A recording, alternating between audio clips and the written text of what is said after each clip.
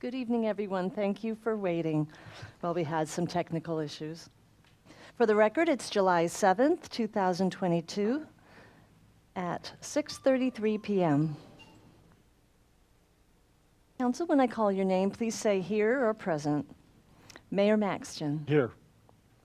Councilmember Stroop. Here. Councilmember Elizondo. Here. I see Councilmember Bliss is not present. Councilmember Kerner. Here. Councilmember Parker. Here. And Councilmember Minchow. Present. With 6 council members present, a quorum is declared. Thank you, Christina. And would everybody please stand and join me in the Pledge of Allegiance? I pledge Allegiance to the flag of the United States of America and to the republic for which it stands, one nation, under God, indivisible, with liberty and justice for all. Thank you. We had no citizens signed up for citizens to be heard tonight. Is there anybody here that would like to speak that did not have an opportunity to sign up? Okay, with that, then we'll move on to our presentations tonight. First is the presentation of a 5-year Employee Service Award to Summer Fleming. And Joanna will do the presentation on it. Thank you very much, Mr. Mayor. All right, so tonight, if I can have Summer come up and stand here next to me, which she loves to do. So Summer is receiving her 5 years of service award with the City of Fair Oaks Ranch tonight. She actually hit this mile marker mid last month, but we do it at the first of the council meeting following their anniversary date. So Summer is currently acting as interim finance director and has been doing so for the last 10 months. Her normal role is the accounting manager in the finance department. And she actually recently, in our last quarter, received Employee of the Quarter as well for some of the astounding work that she's been doing. So we're very excited and very lucky to have Summer as part of our team and to congratulate her on her 5 years of service with the city, sticking with us, and hopefully we'll see 5 to 10 more.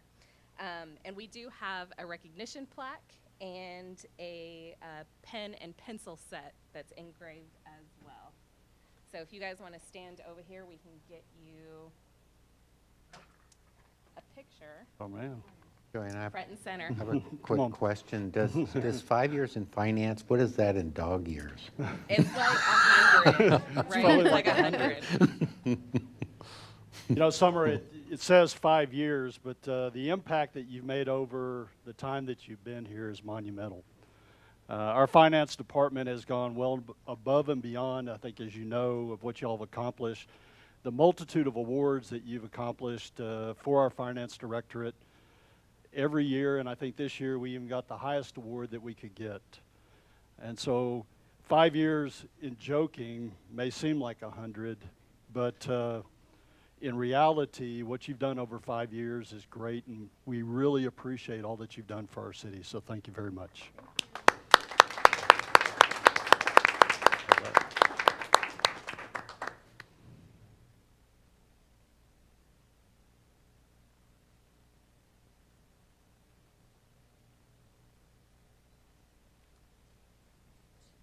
Is that enough? You want to say some words? We'll keep her up there a little longer. You want to go on with the employee of the I do, quarter? so I'll be up here for just a little bit longer. So next, we are actually introducing some new hires to the City of Fair Oaks Ranch. So we were able to have one of our new hires attend tonight. So if I could have Mr. Timothy Flynn come stand up here next to me. So Tim actually, very interestingly enough, is a resident of Fair Oaks Ranch. So we don't have very many of those that work for the city. So we are excited to have Tim. He is joining us in our maintenance department as a maintenance technician. And he started early last month.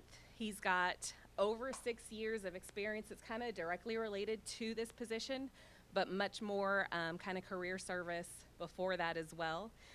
In different industries, including the oil field, automotive, some carpentry work, if I'm not mistaken. And he's even certified in some small engine repair on different types of vehicles there. So we are very excited to have Tim join us in our maintenance department. We are getting very close to having that department fully staffed. And then our other candidate tonight, his name was Mark Costa, and he's also joining us in the maintenance department, filling one of those much needed maintenance technician positions as well. But he was unable to attend tonight. So we just want to congratulate him on being a part of our team and welcome Tim as well. Welcome. And Tim, thank you for being here tonight. And I think it's important that everybody gets the opportunity to meet you, and welcome to the team. Yeah, you'll see him around. All right, and I have one more before I sit down. So we have recognition of our Employee of the Quarter. This is for quarter number 3, which is the months of April through June. So here we're kind of doing something just a little different this council meeting.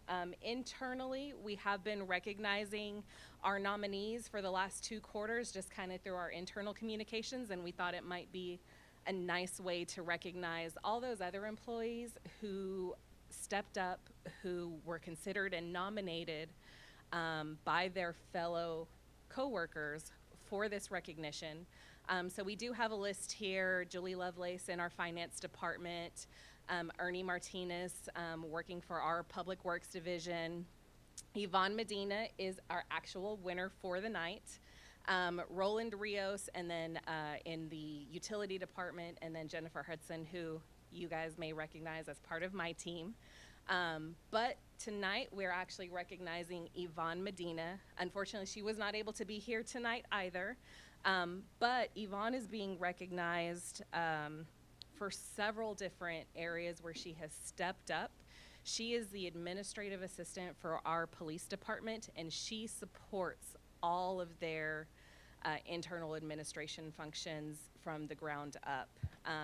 From the nomination form that we received for her, they really highlighted her, especially recently. We have had some employees on leave, different tasks coming through. So she's essentially been doing some double duty work, which we have been hearing a lot of, where people are having to cover for other roles. And she really stepped up and took on both of those roles and made sure that there were no interruption in services for the police department, ensuring that they were getting their reports submitted and they were staying in compliance with everything. And specifically on a very big compliance reporting project that she's helped to get in and take over and got everything submitted. And so it was actually her fellow police officers there that recognized her for this award, and through the nomination committee, they awarded that to her. And so we're very, very proud of Yvonne and everything that she's done.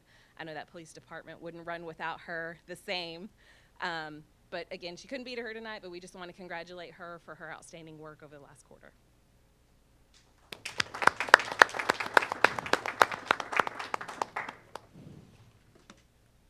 Well, thanks, Joanna. And now we'll move on to our 4th item under presentations tonight, which is the Water Wastewater Reuse Rate Study Council presentation. And I'll turn it over to Grant for this. Thank you, Mr. Mayor, council members, ladies and gentlemen in attendance. So I'll be giving a short presentation, again, on the Water, Wastewater, and Reuse Utility Rate Study. The intent tonight is to not make any decisions about any rate changes, but just to get some guidance on how to kind of advance this. I do want to introduce or reintroduce Angie Flores from Raftelis. I'm going to try and keep this presentation at a high level, but if there's any technical or more detailed questions, then I can handle. I may call Angie up to the floor to help me with those. Looking at the agenda, I plan to start off with some opening questions, just based on recent feedback received since the last presentation. I believe the sentiment is to focus more on fixing wastewater and to leave water alone. There's more than one person that have mentioned that if it's not broken, don't fix it. So what I believe is that at least when it comes to priorities, we want to fix wastewater first. And in order to do that, I'll cover some of the current rates and structures, the cost of service, some proposed rate scenarios, a comparison to other utilities, and then we'll wrap up with a discussion and way ahead.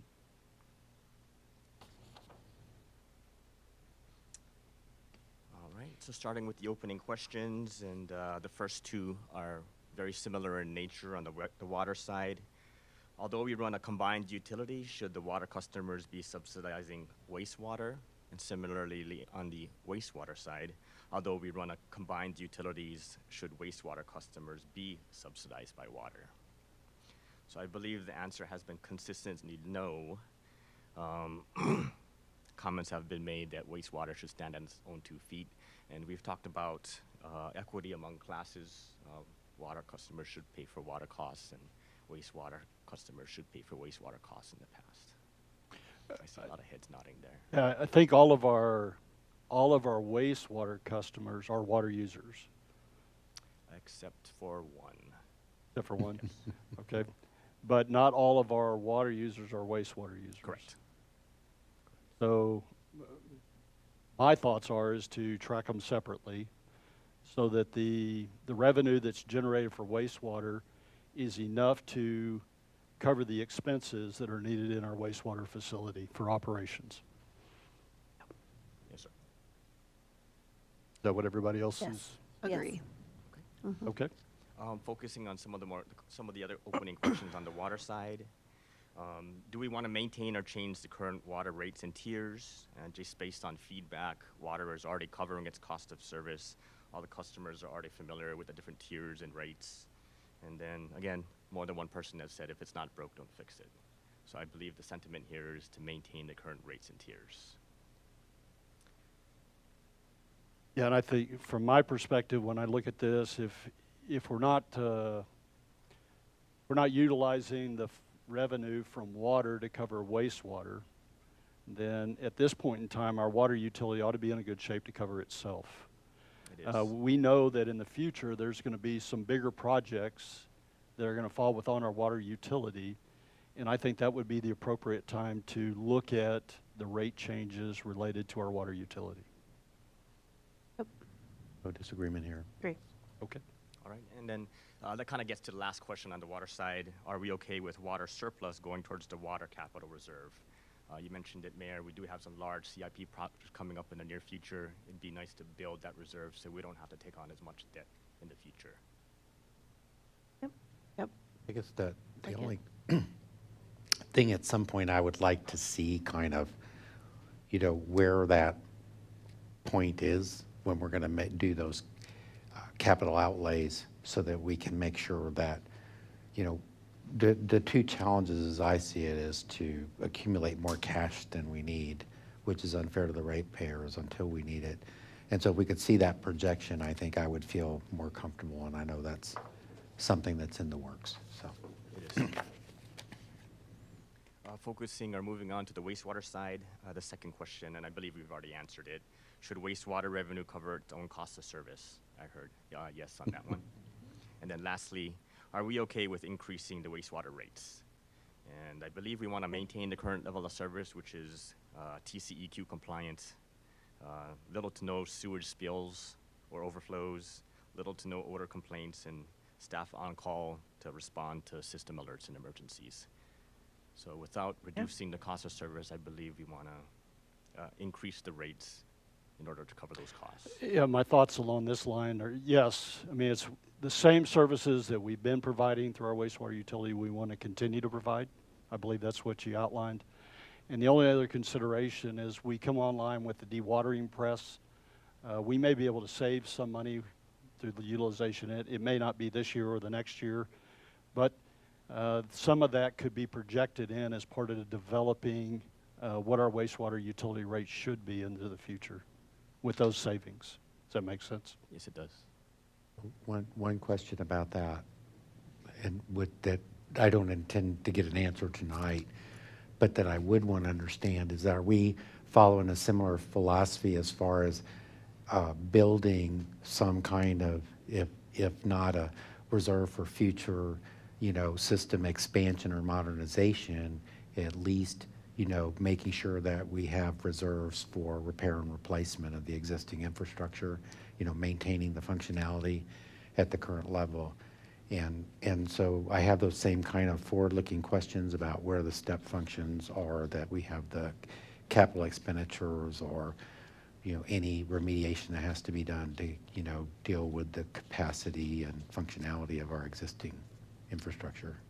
Yes, as we developed the scenarios, we did take both of those things into consideration. One was the decrease in operation and maintenance in regards to the sludge hauling cost. That should save us upwards of $350,000 a year. The second thing is the approved utility Cip was also included and considered Okay. when we developed these rates.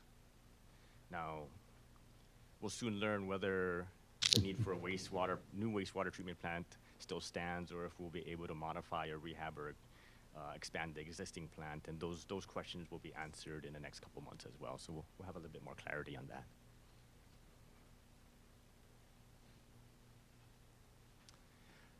All right. So if we're going to try and fix wastewater, first it helps to understand what the current rates and structures is. Not everybody is a wastewater customer. But it starts with the service availability charge. This is a flat fee charge to all customers. This is $40.86. Tacked onto that are some fixed pass-through fees. They include the Cpiu fee, the debt service fee, and the capital reserve fee, totaling about $6.47 in fees. When you add this up, each monthly wastewater bill is $47.33. This is regardless of whether you're a residential or commercial customer, and it's regardless of whether you generate a lot of wastewater or a little wastewater. Your monthly bill is fixed at $47.33 currently.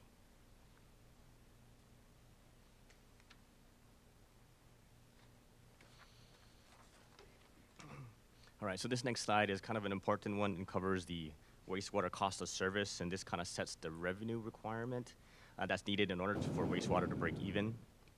Looking at that second column, which is current revenue.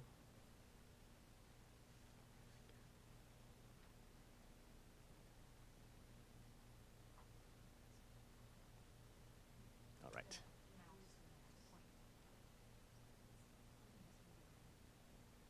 Oh, yes. Okay, thank you. All right, we currently have about 2,100 wastewater customers, each of them paying $47.33 each month. Times 12 months gets you about $1.18 million of revenue each year. That's kind of where it comes from, pretty straightforward. On the cost of service side, our current cost of service is about $1.96 million. This includes all of the O&M costs, all of the existing and proposed new debt service, and also any transfers to capital. The variance or shortfall there is approximately $780,000, and that does vary as the cost of service goes up and down. The variance or associated variance will go up and down as well. Now, in each of the three scenarios that we'll look on the next slide, all of them are designed to meet this target revenue, $1.96 million, in order to cover our cost of service.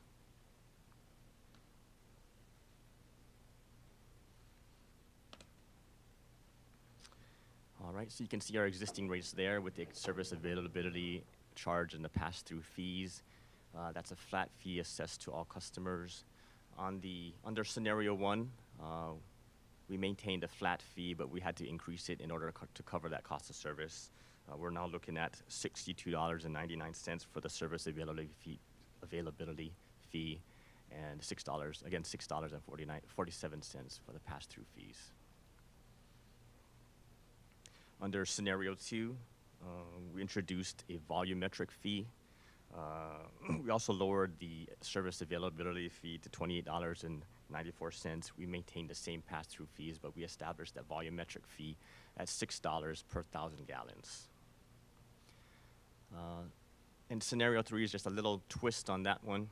Again, the service availability fee is the same as scenario two, but instead of having some of those pass-through fees, specifically the debt service fee and the capital reserve fee, scenario three intends to recoup that or generate that revenue through the volumetric charges. So the only remaining fee you see there was the Cpiu fee, and we had a larger volumetric charge to recoup the revenue there via the pass-through fees.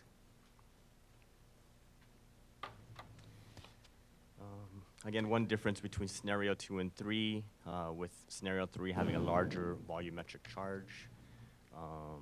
Those who use more or generate more wastewater would pay more under scenario 3, whereas those who generate or use less wastewater would pay less under scenario 3. Quick Yes. question.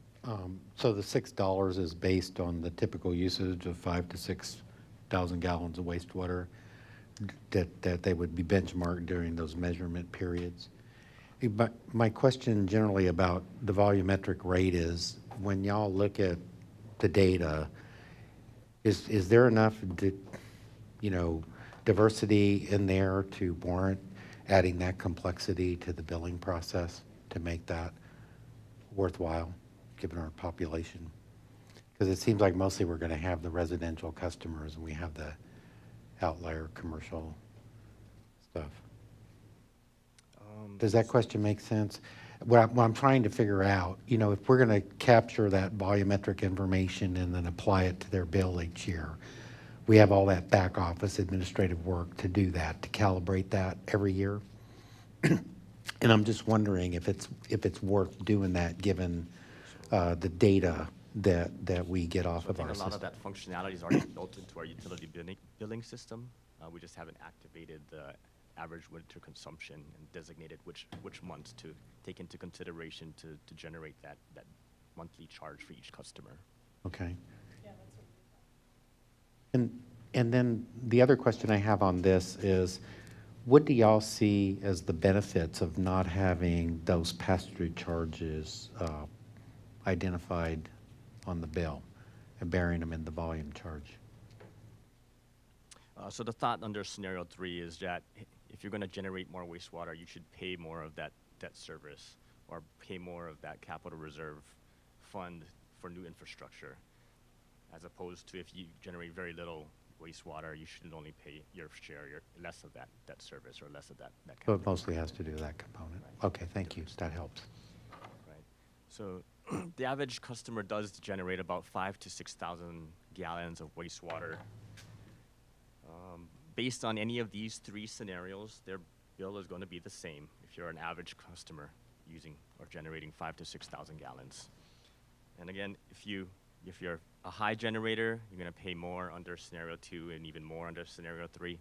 But if you generate little, you'll pay less under scenario 2 and even less under scenario 3. That's how it's built.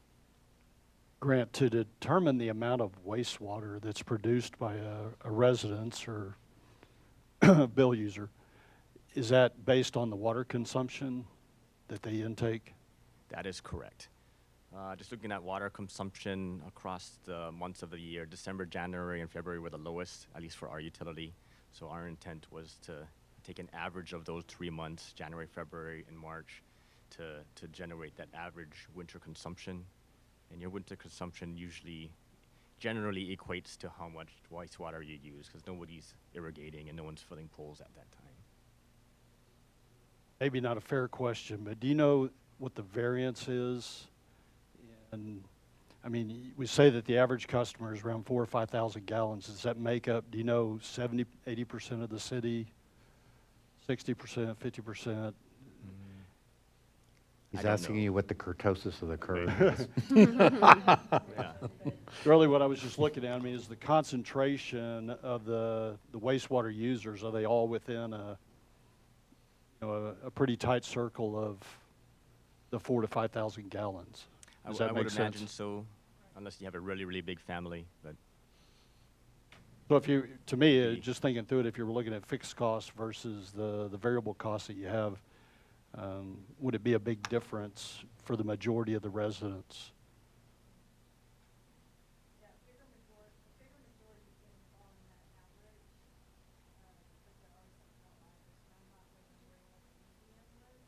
That's fine.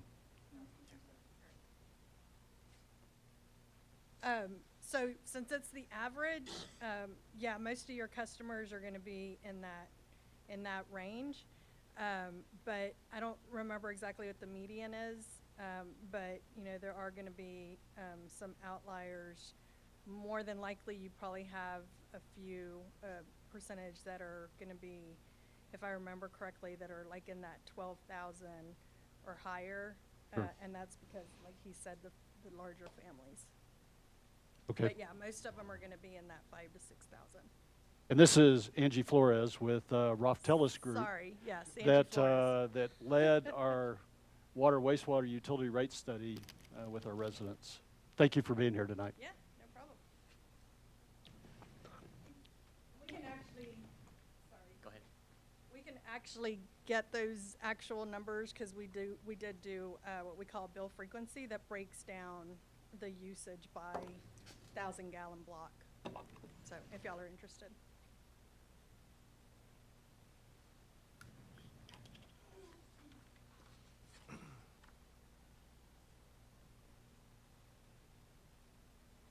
All right, this next slide shows a comparison of our existing rates with other utilities, and I'll caveat that with a couple of items. This is only for residential rates. We don't have a commercial rate, we have just one rate. So I compared our rate with all the other residential rates and some of these other utility providers. And I also only considered the availability charge and the volumetric charge. A lot of the other utility providers had unrelated fees included in their bills, like stormwater fees and solid waste fees. So I excluded all that so I can compare apples to apples. And again, this only reflects the service availability fees and the volumetric charges. On the top, you'll see new Braunfels Utility. They're currently that red slanted line going up and to the right. These are the current rates, but I did look at their website, and they did indicate that they're increasing their rates effective August 1st, and it's going to go up about 13%. That blue slanted line right next to them is the city of Bernie. The slanted yellow line is the city of Fredericksburg. The sort of parabolic green line on the bottom is Saws, and then you can tell where the horizontal line going across from left to right.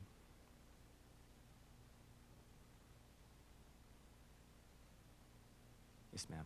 So Grant, the big takeaway for this is that we're the only one that has a flat fee, and everyone else, for the most part, has a volumetric fee. That is That correct. seems to stand out pretty quickly right there. That is correct. Okay.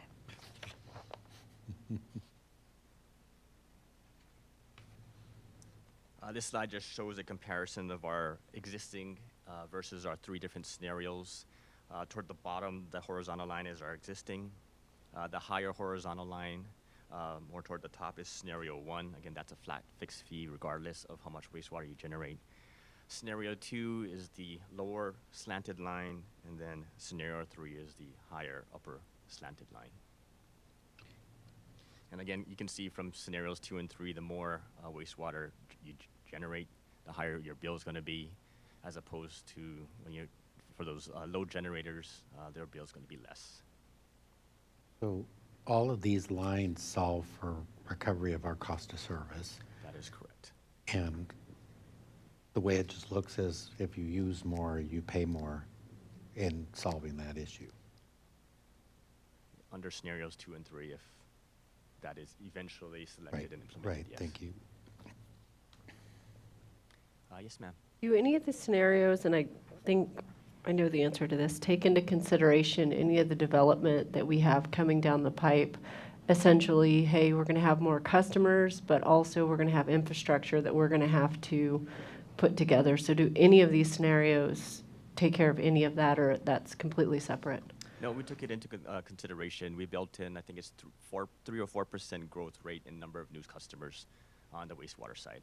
Okay, thank you. Yes.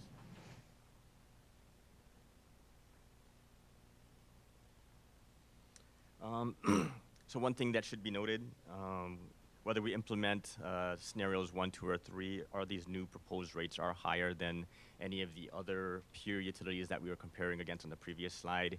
And there's a couple reasons for that. One, we don't have the economy of scale that they do.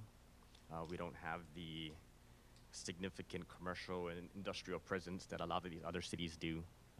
Normally, commercial rates are higher than residential rates, but we don't have that separation or difference.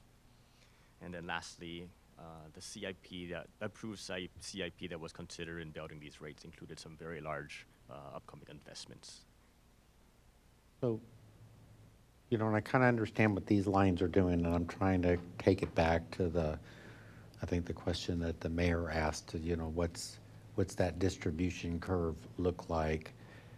Because it seems like even though we're not kind of building a commercial rate, if you bought into the assumption that the commercial users, and I'll pick on our big one, the country club, that they flush a lot more toilets than, and probably even during their benchmarking months, their volumes are going to be higher, that they would end up some of those costs, like what you said on scenario 3, they would take a bigger portion of the debt service charge and some of those other pass-throughs, so that we kind of achieve that objective, if you will, of getting more equity for the higher volume customers. But these lines would probably work out different, like where the bill impact is. I would expect it to show a curve that most of those people are probably still in that, range that is more comparable to some of the peer cities, even though it looks like on these lines it's higher. Am I getting that? I know I'm trying to mix different lines and even lines that aren't drawn here together, just kind of understanding, I guess if I could see that how our customer usage is distributed, I might be able to relate it in my mind, but I see more of the customers following, because it looks like there's some benefit for some of our customers, I guess what I'm saying. If you get up to this $5,000 to $6,000 range, even for scenarios 2 and 3, those lines are a little bit below the flat rate fee. It's all higher, I get it, because we have to cover our cost of service, but am I kind of understanding? But if we kind of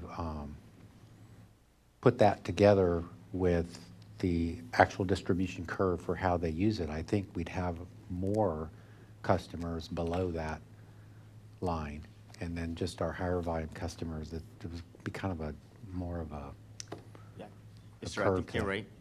We can definitely look into that data. I'm not and bring it articulating back, my but I think point you're very right. well, I Yeah, 'cause apologize. Your consumption line's actually kind of gonna look kind of like this, right? Because you're gonna have lower, or, yeah, it's gonna look like this. So, you're gonna have more customers that use less than 6,000 gallons than you will that use greater. Mhm.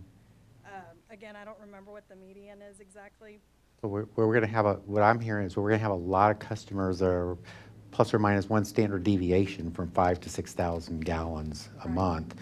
And that means you're going to have some very low users, and you're going to have a very few number of high users, and they're going to be up there in these higher. In other words, this is just kind of a flat rate line, but that's not Right. what the bill impact is going to look like if you put those two things Right. together. Right, but implementing it this way, absolutely, your customers that are using less than 6,000 are certainly gonna see a benefit. Because they're Just not not as using much less rate than impact other. as Right. even the flat rate would be. That's what I'm wondering. If we did the flat rate, they wouldn't kind of get the benefit of the ideas that are being incorporated into scenarios 2 and 3. Right. Okay.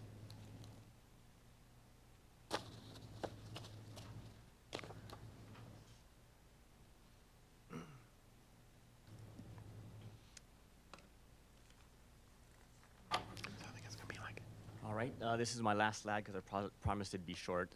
The first one, it kind of gets at what additional information do you need in order to support decision-making? Does it include additional analysis? I heard there's a desire for seeing the distribution of customers in terms of how much wastewater they generate. And additional presentations, do you want us to look at additional scenarios? I think the bottom line here is that we want to ensure that any changes or bill impacts are reasonable, understandable, and explainable to our customers, so that if there's any information that we can provide to give you that clarity, then I think this is. From my position, I think you did a great job explaining it tonight. If we were going to bring it back for a decision, probably scenario 1 and 3 would probably be the ones that I would recommend concentrating on. that, you know, to provide options of what we wanted to look at. Is that? I wouldn't know what more he would present. I mean, to me, at this point, I don't need to see individual bill dollars and 1,000. I just need to see the amendment to the ordinance. And I'd pick scenario 3 at this point. I mean, it's obviously clear that no one else does scenario 1. Right. And I have enough information to make a decision now. I'd say I agree with Laura. I would push to go forward and not have additional presentations on it. I'm prepared to make a decision, and I like the idea of the volumetric side of it.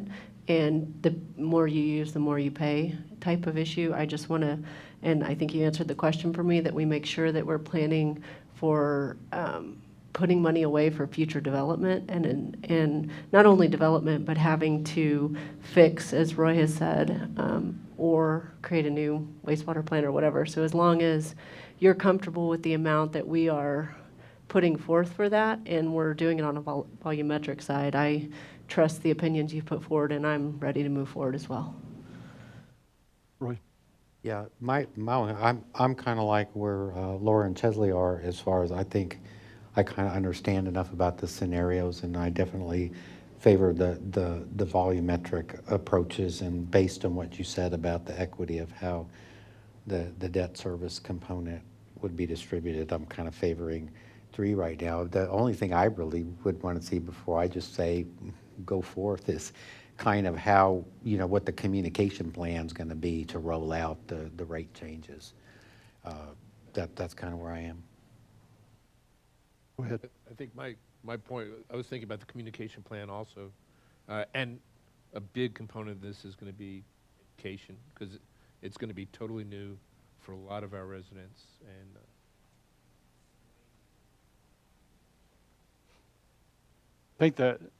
I think it is part of our Raftellus contract for the communications piece. Okay, thank you, Council. So it sounds like I guess, consensus is scenario 3. Before we bring that fee schedule amendment, we'll work on the public outreach plan. We'll refine that with Raftellus and maybe bring that back for your approval. And then we'll also look to bring the results of the wastewater treatment plant feasibility study. We're planning 2 presentations, one in September and October. So it'd be nice to understand what the results of that study were, and whether we're recommending construction of a new plant or just expansion and rehab of the existing. We had originally planned to implement the changes by October 1st. That's really tight and tough to do at this point, knowing that we need to do this public outreach. But we can implement something mid-year, maybe January 1st. That's very doable, I believe. So just to be clear on that, if you're going to implement the rate, you kind of need to have all the pieces, you know, all the ducks lined up so that you can do the measurements. And I know they're going to exist and everything, but I think people need to be communicated. Being an old SAWS customer for many years, you know, we would all know, absolutely do not run the irrigation system during that month. So we need to get ahead of that, just a thought. Okay. I think I have the guidance I needed. Thank you very much. Thank you all, great Thanks, job. Grant. Good presentation. Appreciate it.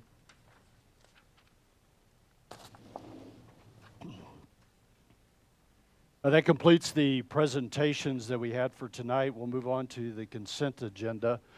We have one item on consent agenda tonight, which is the approval of the June 16, 2022 regular City Council meeting minutes. Is there any council member that would like to move this item to consideration and discussion? With that, then we'll go ahead and take a vote on the consent agenda. All in favor, please say aye. Aye. Aye. Any opposed? The consent agenda is approved.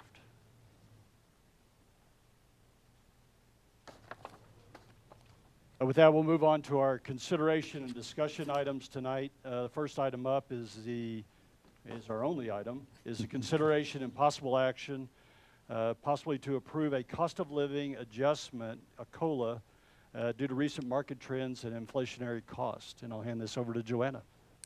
Thank you, Mayor. So Council, I am coming to you tonight with a little background information. If you recall, in 2020, we went out and did a comprehensive salary and benefits survey.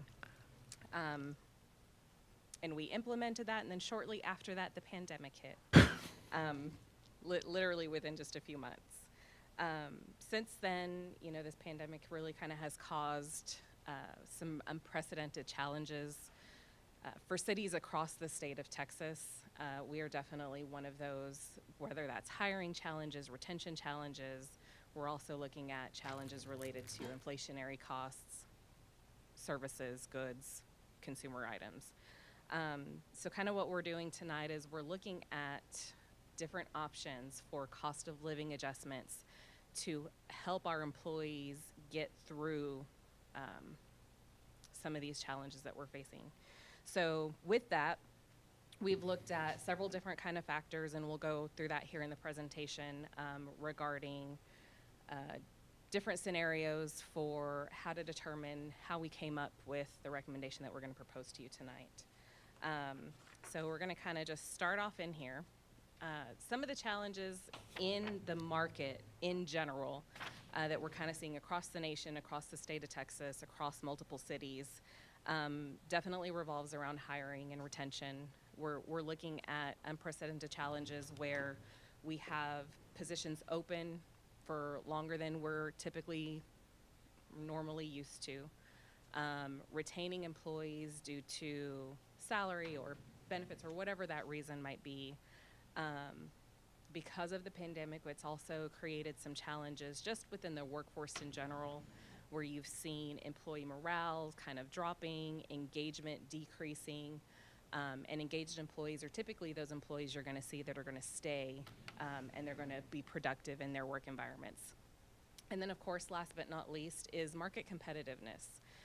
So one of the reasons I mentioned the compensation salary survey that we did previously was one of the outcomes of that was in order to maintain our position as being in the top third of the market in comparison to other benchmark cities. And so if you recall back then, I believe we brought 12 benchmark cities that council kind of approved for us to look at. And so we did use a combination of market data from those benchmark cities, and then we also looked externally as well. But what we are seeing is from my internal HR groups, I'm part of the Texas Municipal Human Resources Association. All of the HR directors, managers that I've been talking to over the last several years during the course of this pandemic here recently have been talking to us about their strategies that their cities are using to kind of overcome some of these hiring challenges, the retention, different things like that. So some of what you're seeing is mid-year market adjustments, which is kind of what we're here to talk about tonight. Some have done lump sum increases, flat rate increases for different positions based on their markets, proposing higher cost of living adjustments, you know, whether that's mid-year, and at fiscal year, which some cities are also doing, hiring bonuses. So this is another area that a lot of the cities are implemented for some of those very hard to fill positions. They're really throwing, for lack of a better word, they're throwing money at that to say, hey, we're going to pay you this much money. You're going to come stay with us for a certain amount of time, and hoping that that gets people to stick. Some other areas that they're looking at is just increasing certification pay because, one, it is cost of services, cost of goods. Those things are going up, which also relates into stipends depending on what that is. So from an organizational standpoint, from the city, as the Director of Human Resources and also over communications, I hear a lot, you know, we talk with employees frequently. Also the data that we've got kind of measuring as we've progressed through this, our biggest challenge right now is turnover. And that is also the same challenge that you're going to see in a lot of other cities right now. They're losing employees to the private sector. They're losing employees to retirement. There are definitely several different reasons that they're seeing it, but the fact of the matter is, over the last, year and a half, I think a statistic I read was over 40 million people have left the workforce. That's an astronomical number, and we're an extremely small city trying to compete in that type of market. Cost of living. I'm sure each of you have experienced this yourselves, where we're looking at just basic services. Cost of renting an apartment, cost of gas, cost of food, the daily essentials that we're looking at, that our employees are having challenges being able to sustain their own personal lives. Inflation, again, that kind of goes in with cost of living as well. One thing I do kind of want to focus on is one of the goals of this is not, just to throw money at a problem or look at that, but it is also to sustain the integrity of the compensation plan that we went through about 2 years ago, and making sure that we're at least staying competitive with what council had approved as our direction, staying in that top third of the market. One benefit that cities typically kind of historically have had over private sectors is, hey, we might not be able to get you the same pay, but we're going to make up for it in benefits. Well, what we've seen over the last course of the year is that those private sector companies are catching up. And now there's almost no difference in the benefits that a private sector company can offer and what we offer. And in some cases, it's enhanced. And they're also very competitive as far as salary goes. So we're looking at that, maintaining competitiveness within our own market, which we'll get to here in just a little bit.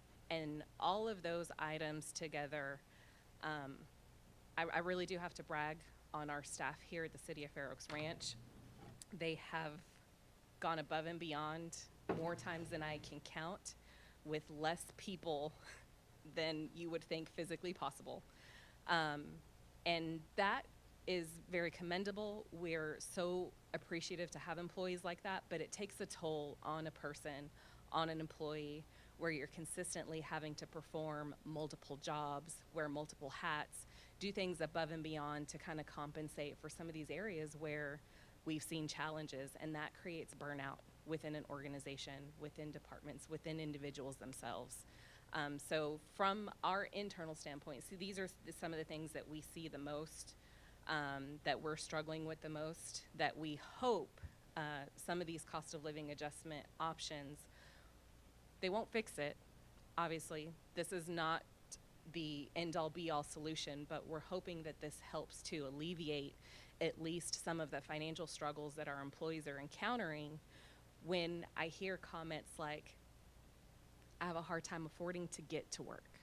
I have a hard time affording, passing up all these other job opportunities just to get here, even though they love it here. They love the culture.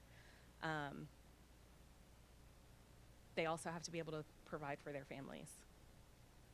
So as we look at this, one thing I kind of wanted to talk about, here is a few of the benchmark cities that we surveyed back in 2019 when we did the compensation study.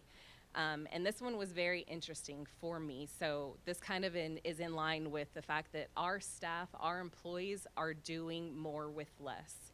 And so kind of what that breaks down to is these cities that are listed here are our benchmark cities that we use in the compensation survey. And if you look, Fair Oaks Ranch, there are an average of 135 residents that each employee has to service to provide them with those same number of services. So bear with me. So if you look at Fredericksburg, for every one employee, that employee is generally responsible for services to maintain for about 60 people, whereas Fair Oaks Ranch is 135. So again, this just kind of leads to our team really does put in more work and do more services with less. So despite some of the similarities here between our cities, the average right here is about 120 residents per employee, I think is what I kind of took a look at. There are definitely some similarities between all of our benchmark cities. We did that specifically when we did that study, but there are some pointed differences that are important to look at when we're looking at these. Some of these cities have city-owned parks. They have, you know, different city services than we do. So that does account for some of the differences that you'll see. There's also some differences in size, which is kind of where my two big outliers are. If you look at Cpiu and Live Oak is one. I couldn't get enough data on Lakeway to make any presumptions. But Cpiu, kind of some things to consider with it. Why it is so much higher, it is a very high population in a very compact area. So they don't necessarily have to go as many places as we would, stretched out over 14, 15-mile radius. I believe they're 5-6 square mile radius for their employees to kind of cover. So there are some differences there. So I don't want to make this sound like we're apples to apples exactly, but again, these cities were chosen specifically because they were very similar to us in cost of housing, cost of household incomes, location, budget, things like that. And as we go on, this kind of leads into one of our other items that we were talking about is turnover rates. So we gave some information here kind of from what we're looking at. The average monthly turnover rate for the city of Fair Oaks Ranch is 1.88%. So when you look at that over a monthly average, you're like, well, that doesn't sound that bad. That doesn't. But when we look at our annualized turnover rate, it's 22.57%. And keep in mind that these numbers are as of May. I believe that was the last time that I updated these percentages because I have been working on this presentation for a while. And so what I did here was I brought you guys information from the Department of Labor so that you could see the annual turnover rate, not only by industry, so you could have a similar look at what we're looking at for state and local, excluding education because they are, you know, definitely their own beast. Our turnover rate is just a little bit higher than that average by industry according to the Department of Labor. But we are definitely under the turnover rate from the private sector as a whole. So kind of what I want to emphasize here is, yes, we are seeing turnover rate challenges, but we are competing with the private sector industry who has a higher than 50% turnover rate. How does our turnover compare to our comparison cities? So that's what that state and local number is. So that's only the comparable cities, or that's other? No, so that's not okay, in our benchmark cities. That okay. is just for the state. Okay, so did you look at it in comparison to our comparable cities? No, I didn't pull those Specifically? numbers. Okay, Yeah. thank you. Yeah. So then we kind of broke it down here by month so that council could see kind of what we were looking at. It shows separations, which are voluntary or involuntary. We don't designate, we just show kind of what's left and what we've hired in the meantime. So you can kind of see at one point, you know, we were over 13. I think at one point we were at 14. But consistently we have had several vacancies throughout. I am glad to report that that has come down. I believe we are only 6 positions at this point that have not been filled. Unfortunately, I believe 4 of those are in the police department. So they are strapped very thin. One is our director of finance position, and I believe we have 1 maintenance technician position because we just got an acceptance on a utility tech. So it looks, right now these numbers are a little bit different, but I just kind of wanted to show you what we're competing against. So not only are we competing against other cities, state and local governments that have very similar structures or benefits to us, but we're also competing against that private industry where 50% of their jobs are vacant and they are doing everything they can to fill those. Another one, sorry. How does our turnover rate compare to the past? So I don't have that information with me, but I want to say, no, I don't want to give you a wrong number.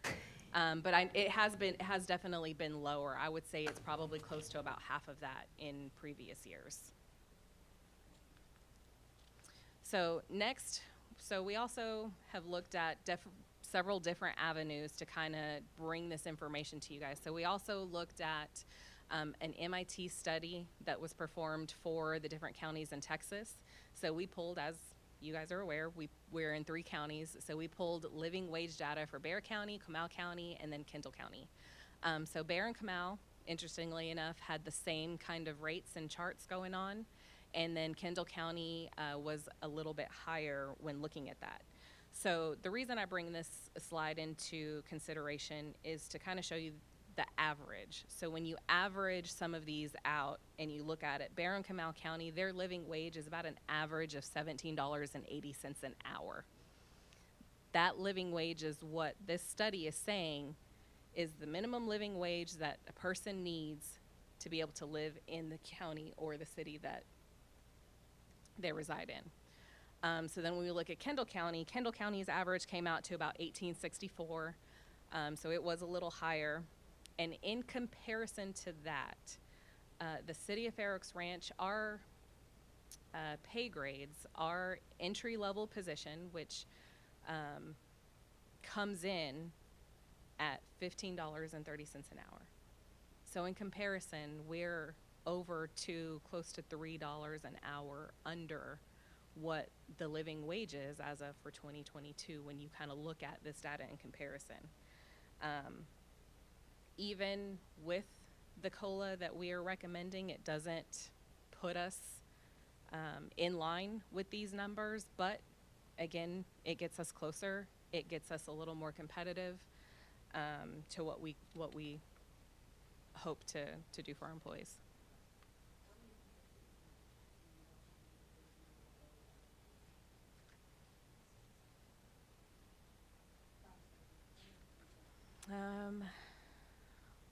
Between, I would say probably a third of our employees. Yeah, if I had to give a high level estimate. So the next thing that we kind of looked at, and this is where we kind of base our recommendation off of, this is the recommendation that council adopted during the compensation study, was to take a look at the employee cost index from the Department of Labor and the consumer price index. So the reason we actually use both of these and not just one is due to the variance in between. So the employee cost index typically is a very stable number. Historically, it's a very stable number. It'll fluctuate, maybe 1% up and down over the years. Whereas the consumer price index is dependent on several different factors and it can kind of go up. So typically we use those in conjunction with each other to ensure that we're not overestimating, we're not underestimating, that we can get a good baseline. Because of those swings in the consumer price index, we want to make sure that we're just trying to keep some stability year over year in that area.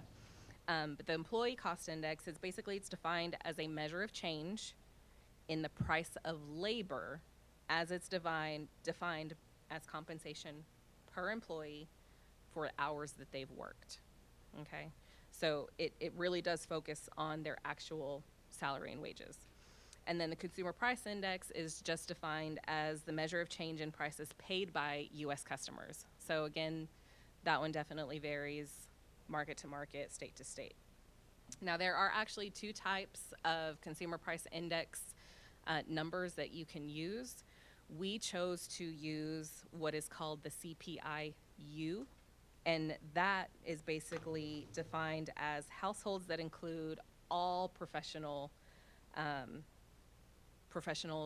industry positions, self-employed, unemployed, retired, and urban wage earners and clerical workers. And the reason we do that is, again, it gets an average. It's an overall picture of the entire workforce. But it is interesting to note that the other one that we looked at is the Cpiw, which is specific for urban wage earners and clerical workers, which is what you're typically going to see in state and local governments. So the Cpiu is 8.5%, but I do want council to understand that we looked at this other number as well. And I believe it is just recently, it just rose to 9.3. So it is higher. Again, We're trying to be conservative and be respectful of taxpayer money and dollars. And so a lot of our calculations are based on averages for stability and to ensure that we're appropriately using funds as best we can.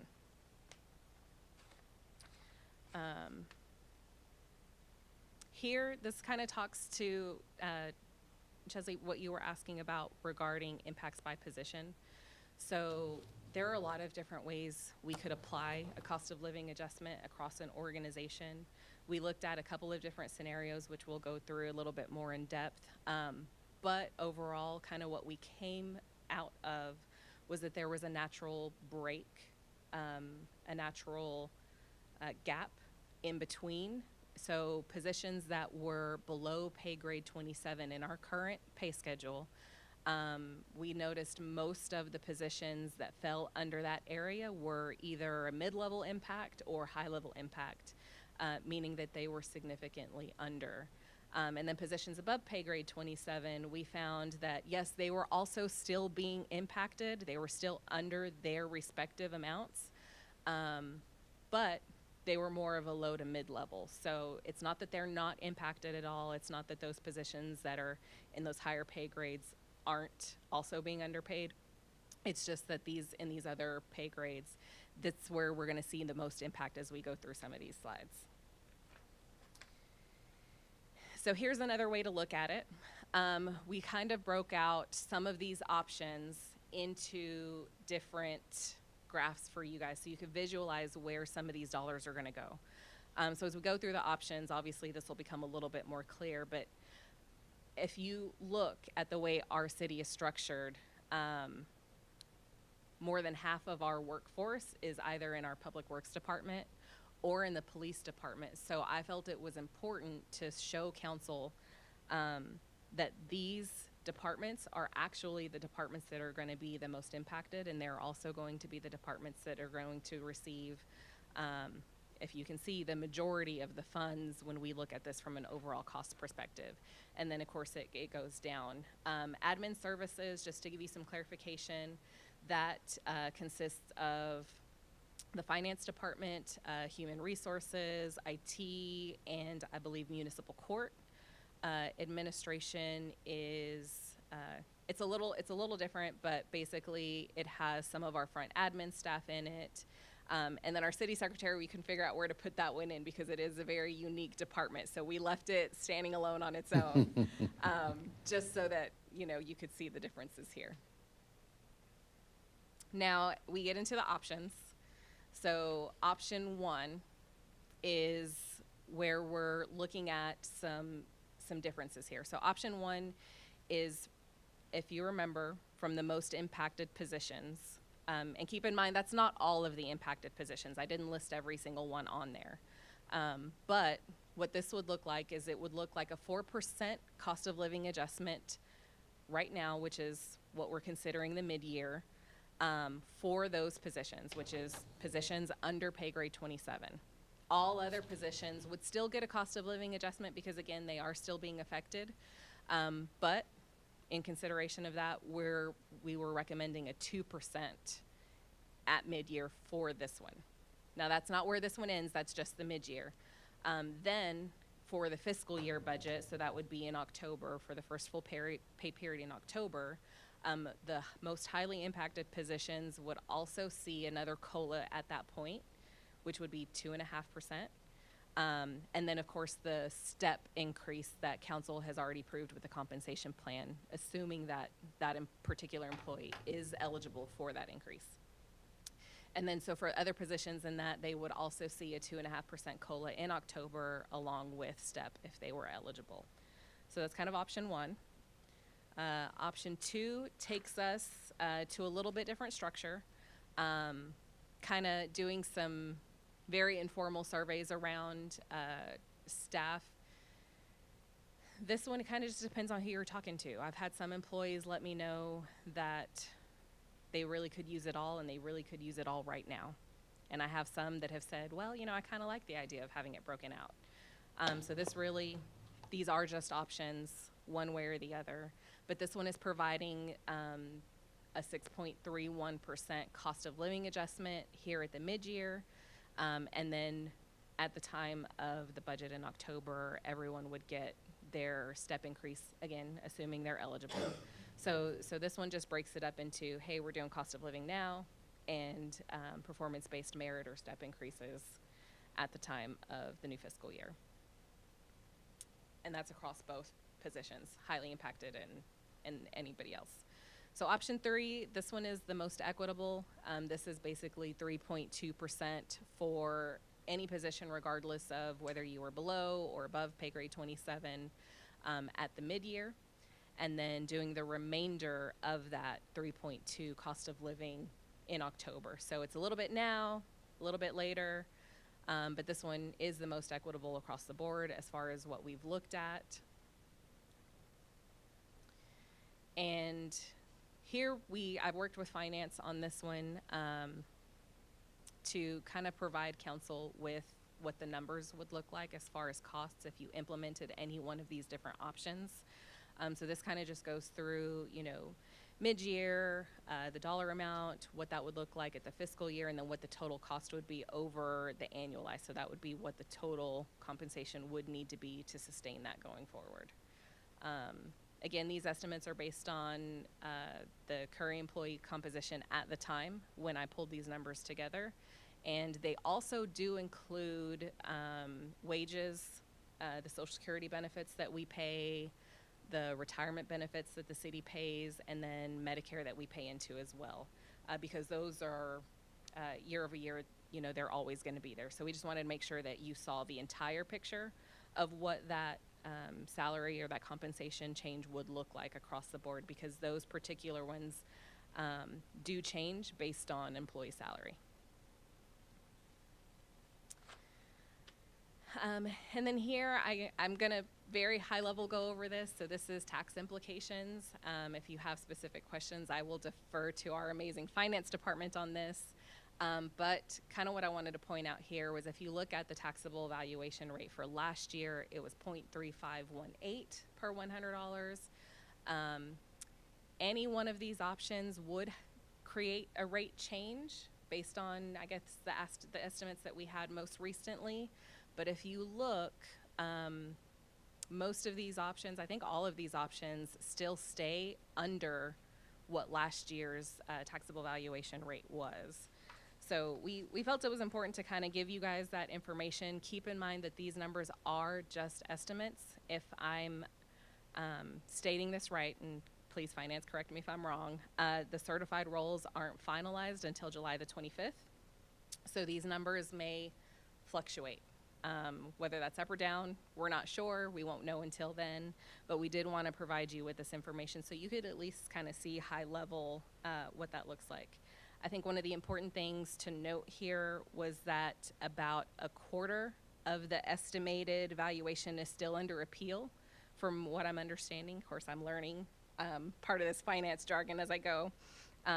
But we are estimating that those will go down as those appeals get settled over the next few weeks. Just a quick question on that. This says estimated rate change, but I guess to me, it really sounds what it is. It's more like a cost commitment, that we're really not making a decision about setting a rate by doing this. What we're doing is we're saying, and according to this, we have the impact on this budget year, the impact on next budget year. It's just we're just making a cost commitment, not really a decision about setting a rate as a result of this decision. Do you agree with that? Yeah, that's fair. This is basically all else equal. So when we go to look at other things, if we make this decision, we gotta realize we already spent this part of our tax revenue on this, is kind of how I'm looking at it. So obviously there are hundreds of line items in our entire budget, and any one of those could fluctuate based on the final decisions of the council. But all else being equal, on an estimated valuation, like Joanna was saying, this would be the impact. But like you're saying, this is taking that raw cost and trying to provide an estimate based on what we know or what we can reasonably estimate at this time. Thanks. Thank you. So that kind of brings us to our last slide, what we're recommending. Any one of these options would definitely benefit our employees and our staff. We are recommending option 3, as it does provide some relief right now and some relief kind of going into the new fiscal year. It is the most equitable. We do recognize that it does have the highest overall cost. But again, options 2, option 1, those kind of are the inverse. So option 1 may have the lowest overall cost, but it does provide some inequity. From a morale and employee engagement perspective, I tend to shy away from items that shine inequity, especially when it comes to compensation, because that definitely does tend to have a negative effect on morale.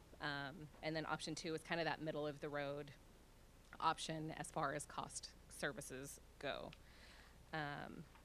And then we have a recap slide here just of the different options.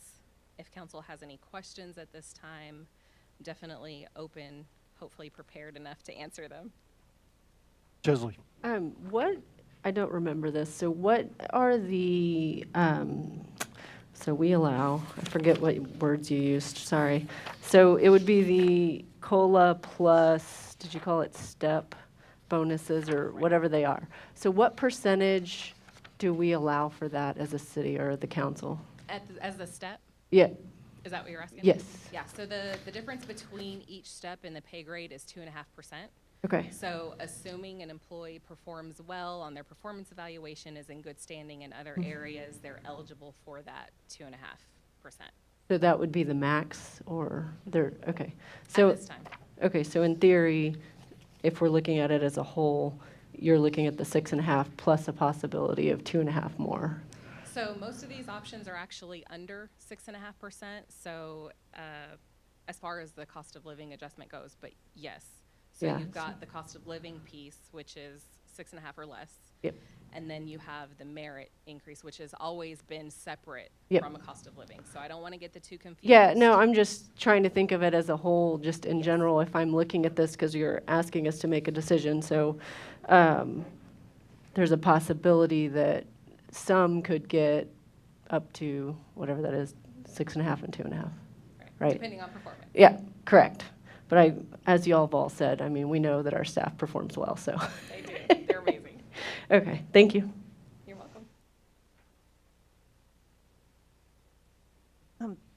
Thank you for all the details. So if we were to go with, it looks like any of the options, if we were to go with a mid-year adjustment, can this be absorbed within our budget surplus that we have this year? Or is this requiring to come back and do some adjustment?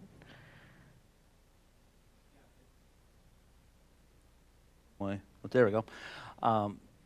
Yes, it could. In our second core analysis, we have a combination of increased revenues as well as personnel savings that we talked about during that time. So all of these options in the current year could be absorbed within that. Personnel savings already? I would, Yeah. right, so I'd point back to the slide in which Joanna had the current year cost and next year's cost. Keep in mind that those, main point is saying those are annualized costs.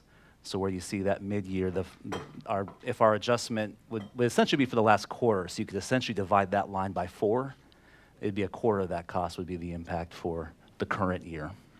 Yeah. We just wanted to give you the full picture of Okay. how it would break down per year by option over a year's worth. But If we were to give the recommendation to go ahead with one of the options, would that require any type of budget amendments for this year, or would it be absorbed within the budget right now?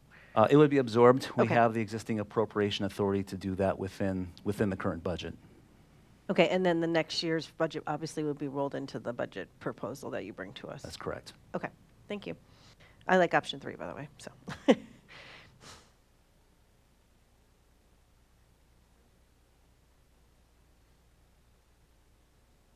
Last year, we had a compensation study, right? Or was it, or, no, that was last year. Yeah, so we began it in 2019, and I believe we officially adopted it for the fiscal year 2020, and that's when those increases Okay. occurred. And what were those increases? It's hard to say. So it went by the market in that instance. So it wasn't what we're looking at here. Each position, depending on how far below the market they fell at that time, was a different rate. So there were some positions who were markedly below, that were extremely deficit in that area. And so they saw a bigger jump to get to the entry level of the pay grade than another position that maybe was more in line with what the market was showing. So that one's a hard one to answer. There's not a set number for each one. Generally, though, what I think we did was we brought everybody up to what that like median amount was. Am I remembering that right? They had to get to at least the floor of their pay grade. Right. So Right. it was by position. So each position got brought up to the entry level Okay. for their position. And then, of course, we adjusted for compression within each department regarding years of service, experience, things like that. Okay.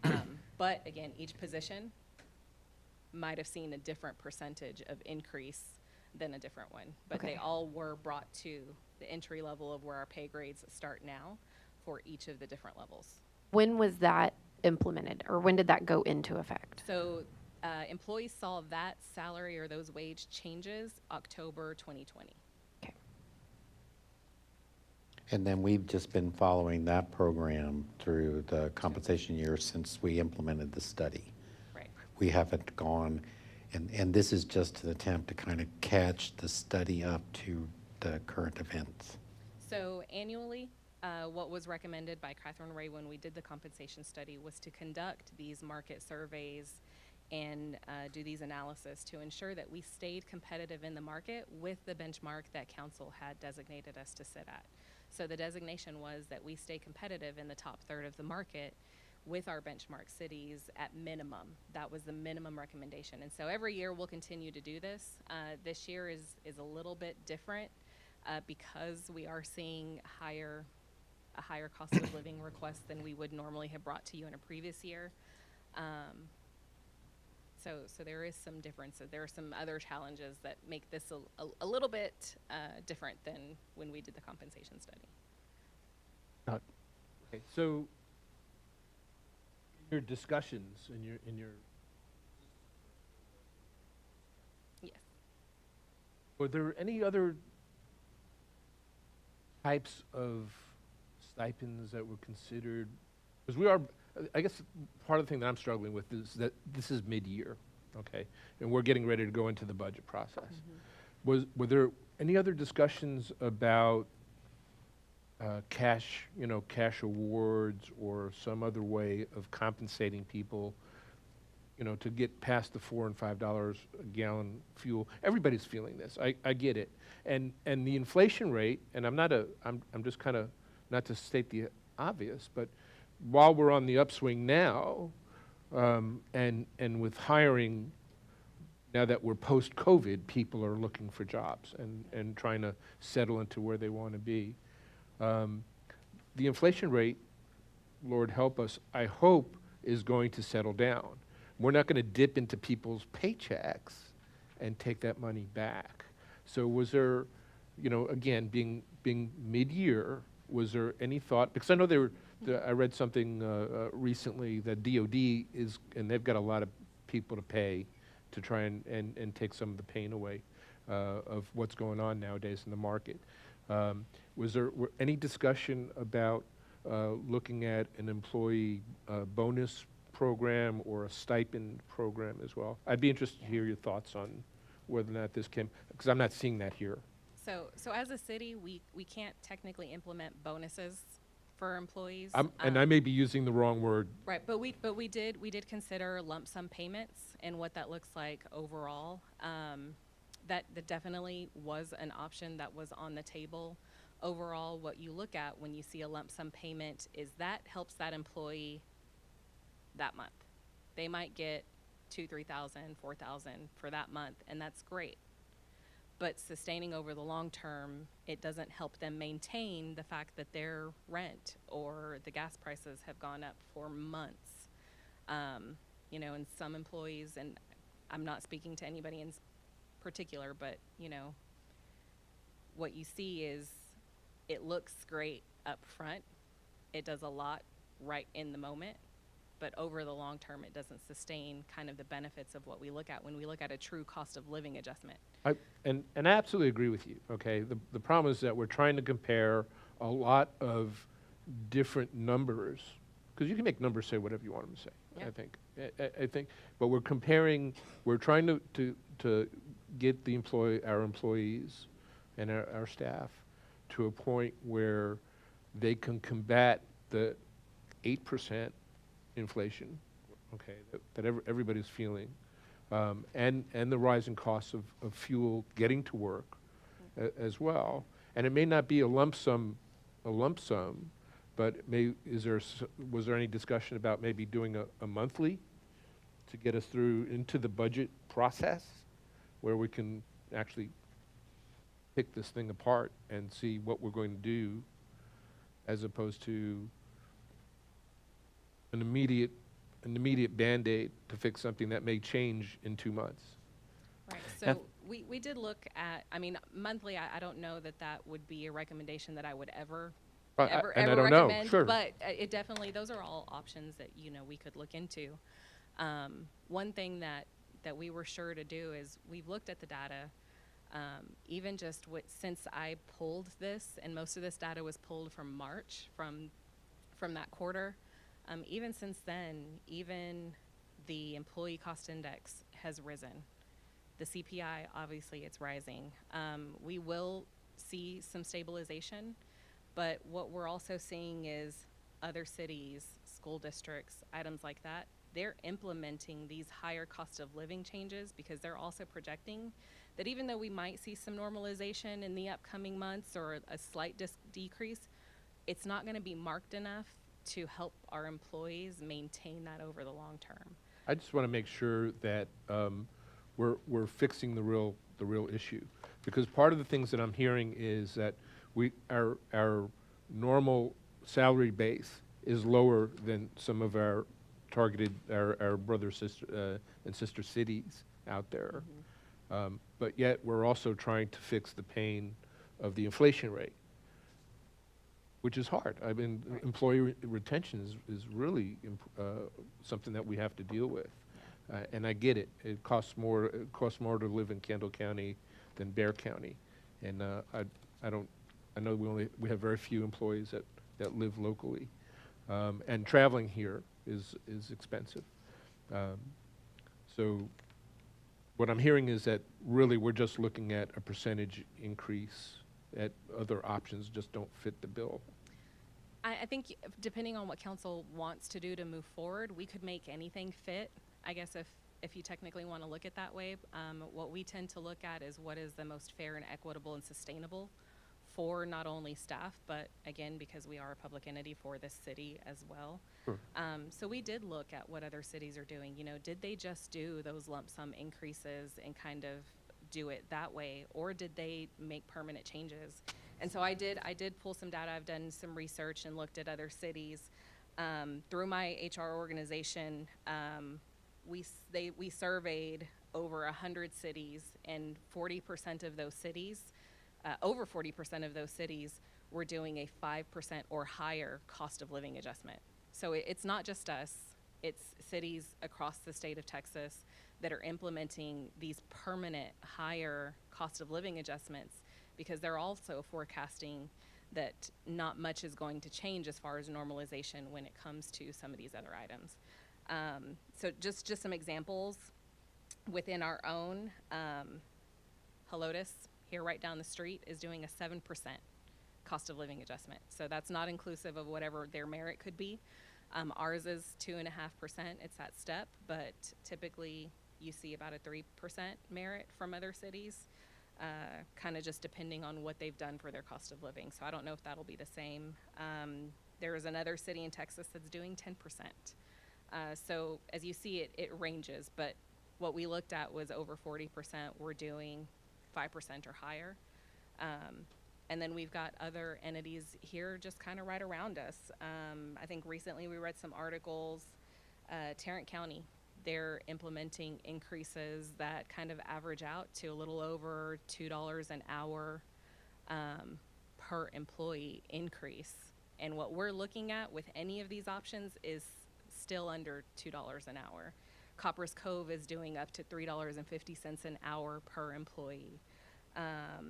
Athens is proposing, I want to say it's a $6,000 annually increase in their police departments and their entry level for that. City of Austin, they actually utilize the living wage as their benchmark for their entry level positions, and that's at $22 an hour. So our comparison cities that we used for the study, So Marble Falls is just recently approved, which is one of our benchmark cities. They recently approved 5%. Lakeway approved almost 6%, and Helotes approved 7%. So that was the data that I could see where council had already approved those changes. those are for mid-year. Yes. Roy? Yeah, so Joanna, one of the things that we haven't talked about yet is the cost of this turnover, that nobody really ever budgets for that, but it costs the money to do the recruitment, the onboarding, you know, getting that new employee up to a productivity level, you know, similar to the employee that left. And I think we have to understand that, because we're talking about the impact of the inflation rate and the step that that's created in the cost of the wages that we pay. And the rate of inflation, you know, it's happened.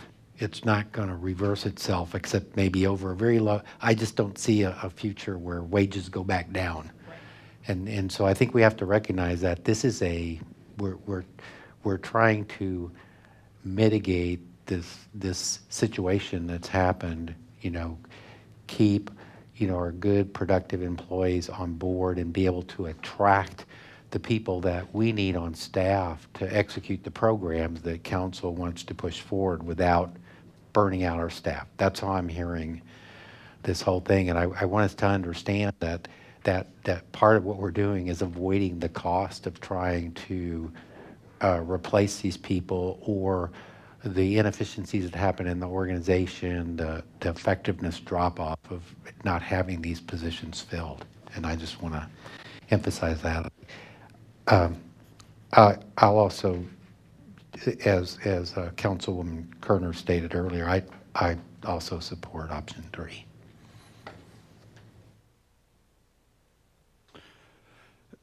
Joanne, I had a couple questions. So we talked about the compensation study that was done previously.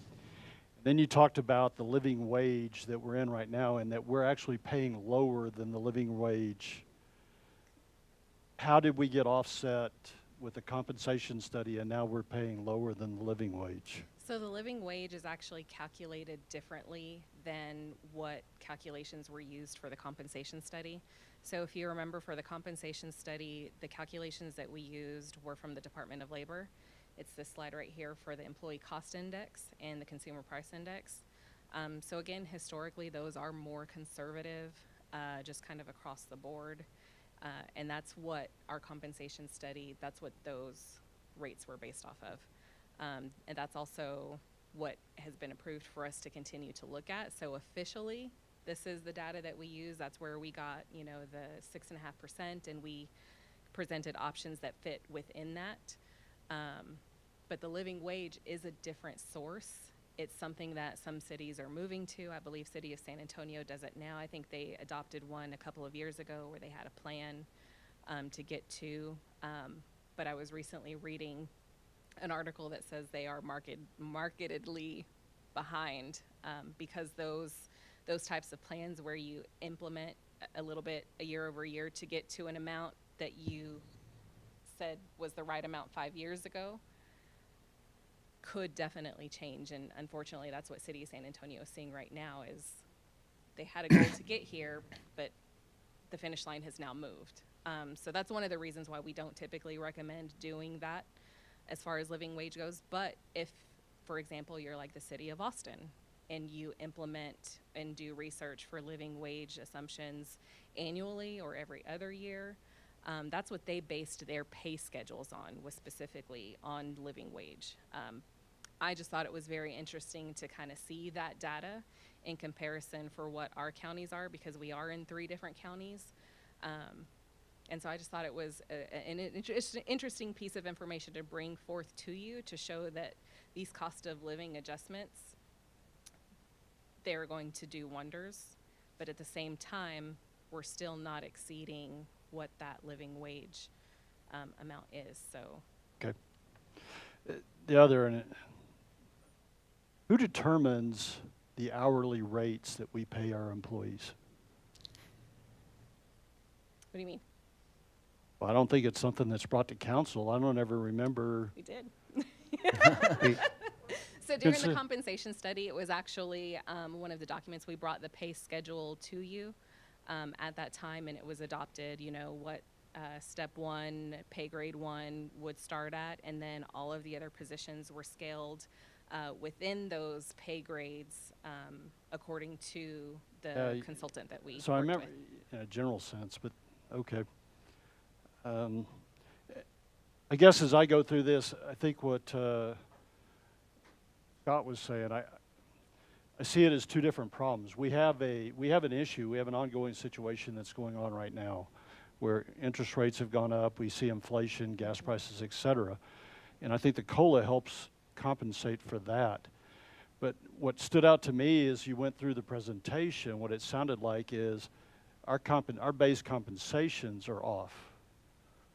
And they will be every year, because cost of living increases every year. So every year, that's why it's the recommendation from the consultant to take a look at these numbers, present them to council, see if we can get back into that pocket, that top third of the market where we want to be at.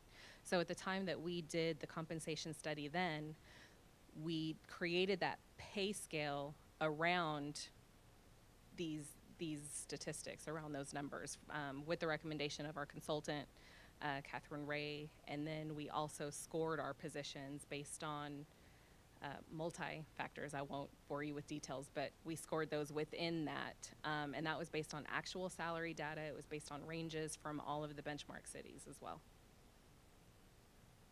I guess the concern that I get to is, I'm all for that the mid-year COLA that we want to take a look at. But what we're proposing is just to continue this through the following year, and I'm not sure that do we have the numbers correct. So if we say 3.2, do we have the numbers correct for what we need to allocate for going into the next FY? So the numbers that we're presenting for you, again, are as of March 2022. So several months ago. Those numbers will continue to change every month, every day. So unfortunately, by the time we get to October, if we do 3.2 now and we do 3.2 in October, if I were to pull numbers for that quarter, 3.2 at that point might not be enough. But we do have to set some guidelines and some limits somewhere. So what we've done is tried to present you with numbers that sustain our current compensation study goals to stay competitive in the top third of the market, at least until the following budget year when we will analyze these again. I don't know if that answered your question or not. Yeah, go ahead. Never ends. Yeah, but I think I know what you're getting at, but at the end of the day, the base salaries that we set when we did that market study was still in the top third of Yes. each one of their job areas. So just, if you forget about living wage, comparable to anyone else in that job, it was comparable to the top third pay for that. We're just trying to stay up there, Yes. but with these cost of living adjustments. So, it's interesting to look at living wage, Right. but I don't know, it sounded, Muddies the water. it does, it muddies the water. We are already paying in the top third of people that are in the same job titles. We're just trying to stay up there because of the cost of living. Exactly. Okay. At the end of the day, what we're looking to do is to sustain our position in the market, and that's what this data does. So the living wage data, you're absolutely right. It is just another way to look at it, depending on how council wants to proceed. Okay. But it's just more information. When I understood it, you were telling me the living wage. That's the way I took it. So I understand, I got it. Chesley.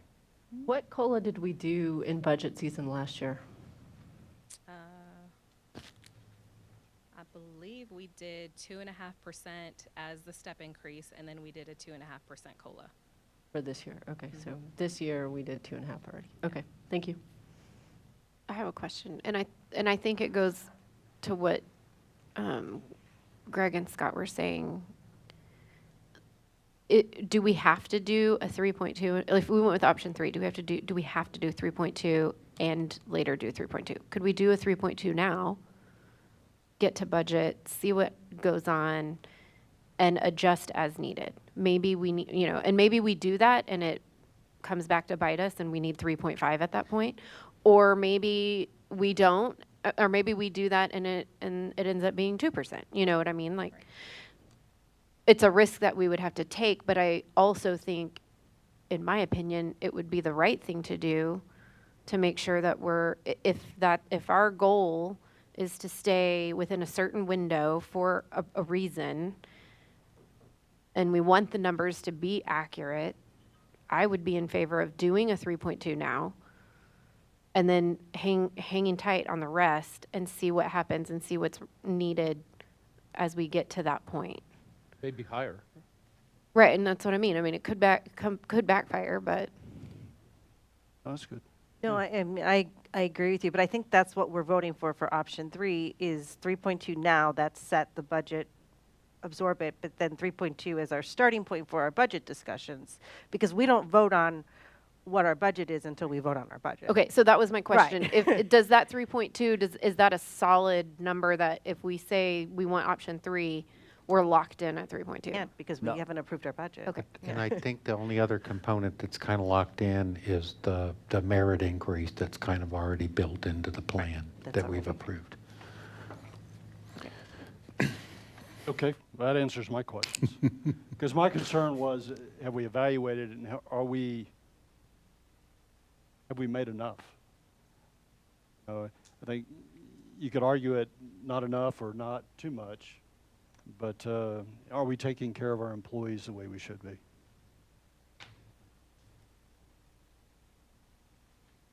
Well, it sounds like everybody is in agreement with option 3. But do we need a motion or? Yes.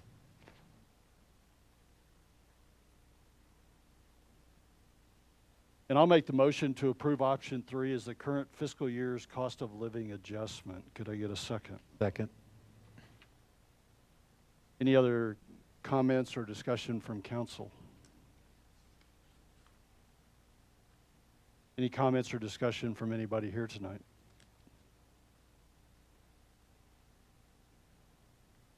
And with a motion and a second on the table, we'll go ahead and vote. Bless you, times 3. All in favor, please say aye. Aye. Any opposed? I'm a no. I'm a no.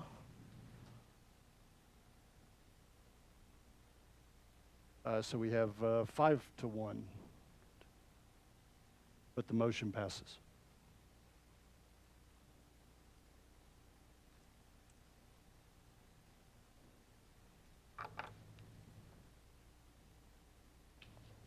Joanne, anything else you need? No, sir, that's it. Okay, thank you. Very thorough.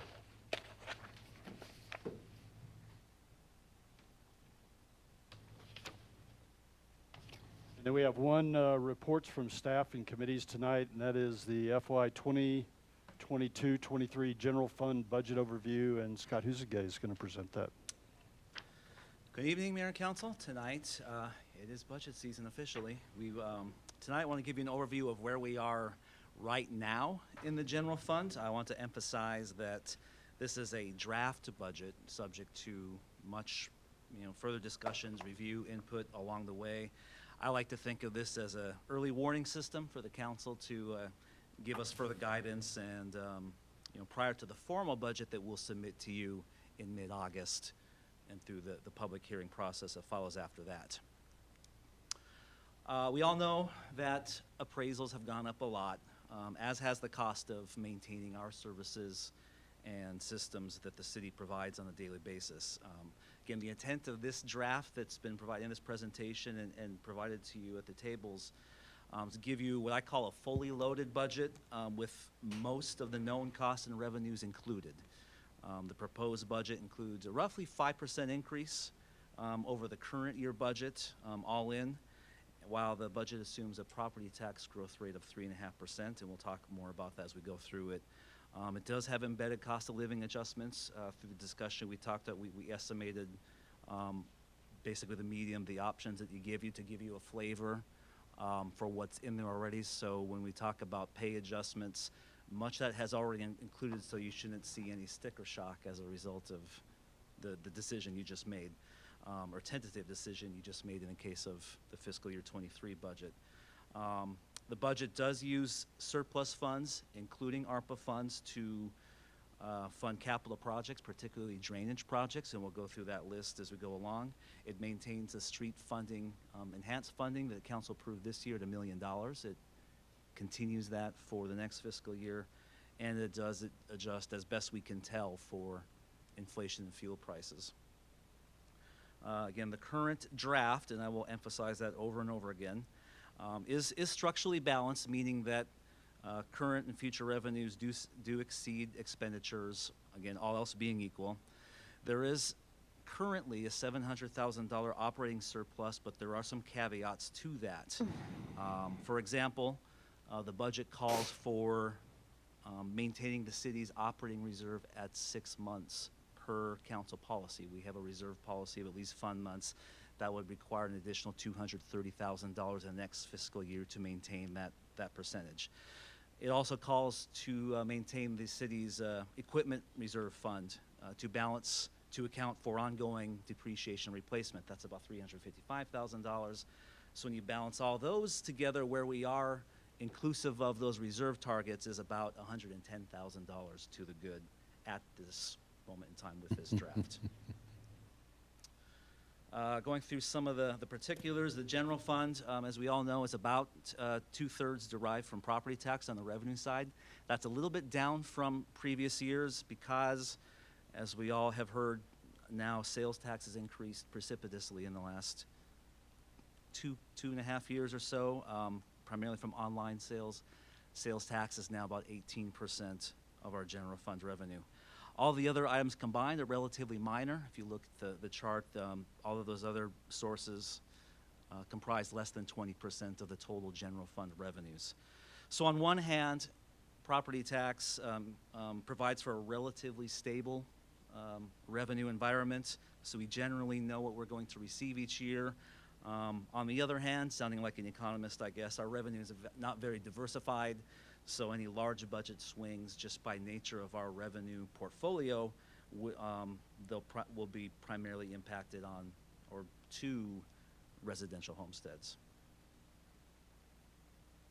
So changes to the revenue from budget to budget. So we're looking from adopted 22 to draft 2023. Unsurprisingly, the largest change in revenue again is property tax, followed by sales tax in a distant second place. We do expect some increases in interest income as rates have started to increase, from the Federal Reserve on down. Those have already gone up in the last few months, so we are seeing some interest income slowly start to trickle, and at least relative to where we've been in the last few years.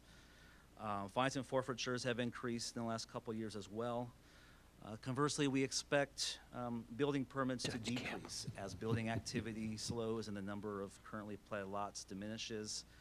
This decrease is somewhat speculative, but I can say that just in the last couple of months, we have seen much lower rates just on a monthly basis than we have in the last 5 years. So while it's been going gangbusters, if you recall some from our quarterly charts, I think it's April and May, our revenues year over year has been down a lot.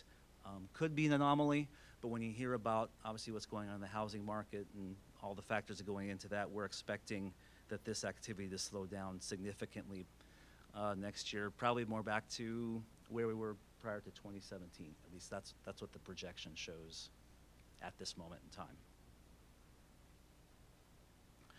I wanted to provide a little context about property taxes, especially since we are seeing these increased assessments at the homestead level that we've all heard about. Generally, I think people still assume that when they see those large assessments, their tax bills are in for a massive increase, and usually that's not the case. The property tax, as we talked about during our tax exemption discussions, is dependent on both one's assessment, individual assessment, as well as the tax rate that is ultimately adopted by the council. So there have been times in the past, such as from about 2003 to 2011 or so, in which the tax rate decreased even as revenue increased somewhat. You can see compare the gray and green lines on the chart. And the same is projected for the upcoming year. Even though we've built into the budget a 3.5% increase in total tax revenue, we expect that the tax rate will drop quite a bit, again, just because of those high valuations and increases in assessments, et cetera. Overall, the average residence under this budget would still see about, roughly a 3.5% increase overall. It will average out. Some will be a little more, some will be a little less, depending on the type of exemptions you have, how much your assessment actually went up relative to homesteads throughout the community. But on average, that's what the median household would expect to see under this draft budget.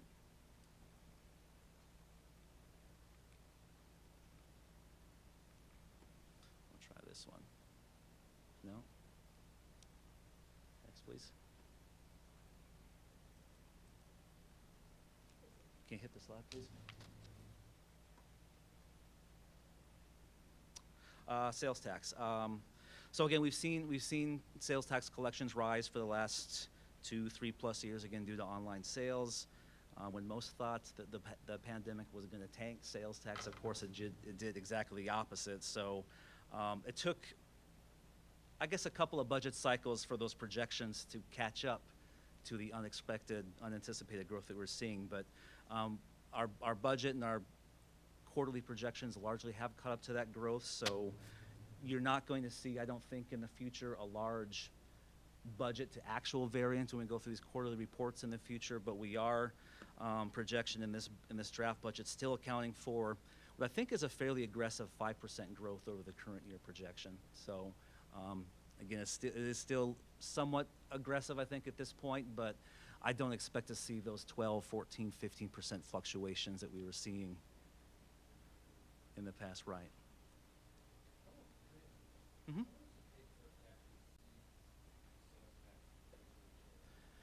We have, I believe and as we record it, it's either a 2 or 3 month delay. So it's collected at the seller point.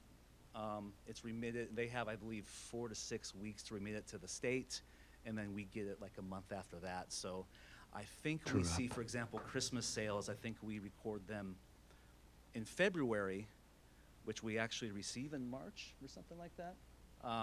We receive it in February, and we record it for December. So it's about a 2-month delay.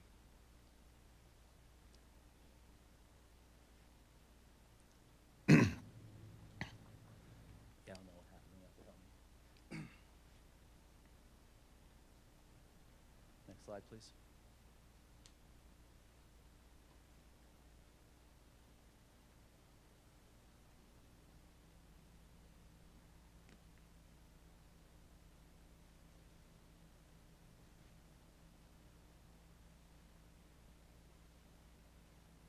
I guess this is why we have paper. There we go. Okay.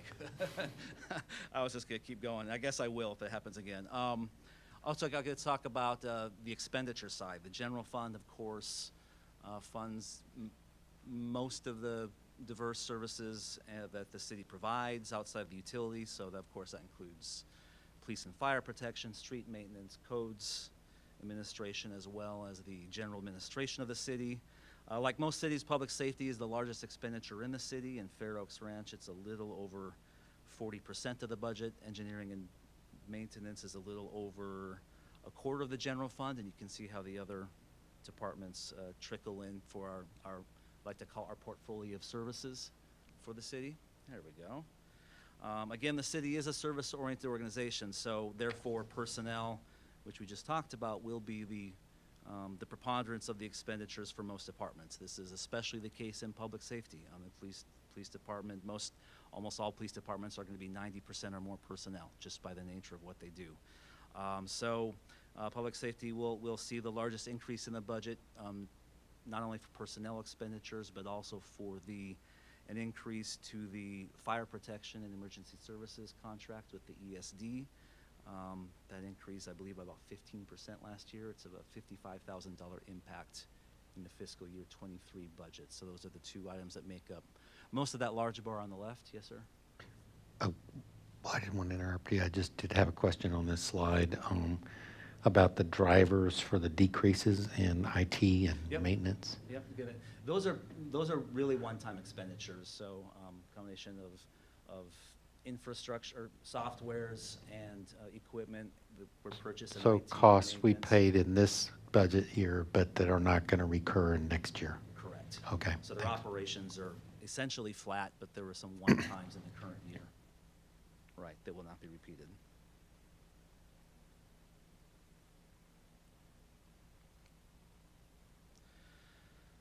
We talked about most of the major changes on the revenue side, property tax, sales tax, franchise fees, which is over half driven by CPS revenues, are, I guess, the positive drivers on the revenue side. We also talked about the projected reduction to residential permit revenue. Those are the larger items for revenue. On the expense side, we talked about personnel as a driver along with the ESD contract. We have included in the draft budget a proposed school resource officer contract with the ISD. That is in the draft, and that's included on both the revenue and expenditure sides of the ledger. The agreement, of course, would put an SRO in each of the two schools. Within Fair Oaks Ranch, as proposed, the city would fund 40% and the school district 60% in the first year. Is that going to drive any headcount changes in It the would, PD? yes, that would be 2 additional FTEs.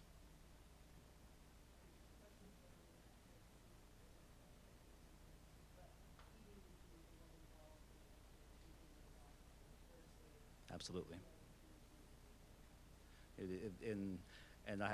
I'll confess I haven't gone through the details. I would defer to Chief, but essentially it would be a service agreement between the ISD and the city, and we would make. Yeah, the I just want to personnel make selections. sure that they would be the ones choosing, et cetera. It would be our officers. Correct. Okay. Thank you. I want to talk a little about the reserves and how we're using them. The unrestricted reserves for the general fund are projected to end the fiscal year at about $8 million. There are some caveats to that. Again, the city has an adopted reserve policy for operations of no less than 6 months. So for the current budget year, that's about $4.2 million of the $8 million. We also have a small legal reserve of $50,000, and that leaves about $3.8 million in unallocated reserve projected for the end of the current fiscal year going into the next year. That includes the sales tax collections that we talked about, as well as what we expect to accrue to the general fund from ARPA funds. The council made the decision to allocate roughly half that to the dewatering press project. The rest would roll into the general fund and be available for use in next year's budget. The budget proposes to use about $2.2 million in capital projects, primarily drainage in the strategic action plan fund to be a transfer out. So in short, the budget proposes to use a large portion of that unallocated fund balance, remaining about 2/3 of it for drainage and the other SAP items that are in the budget.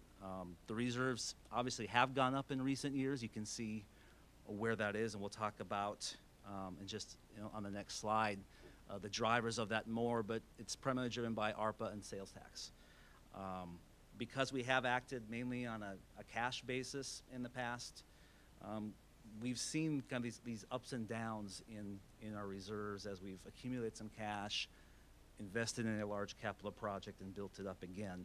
And the long-term goal is to have a stabilized reserve level that meets our targets, that uses a blend of cash and debt financing, so on both an ongoing basis and a reserve basis, we see more of a level line than the ups and downs we see right now. But I did want to dive in just a little bit deeper on the drivers of the surplus, just because I think a lot of this goes into the tax rates you're going to set ultimately when we have the formal draft budget, and what's driving the surplus in the past, and how the tax rate, the property tax rate relates to that. We've talked several times already. Sales tax had gone up very unexpectedly the last couple of years. That's the yellow bars on the chart. That's a large portion of where this increase in surplus the last couple of years has derived. The large green bar for fiscal year 22, that's your ARPA revenue. As you can see, that's where most of it comes from.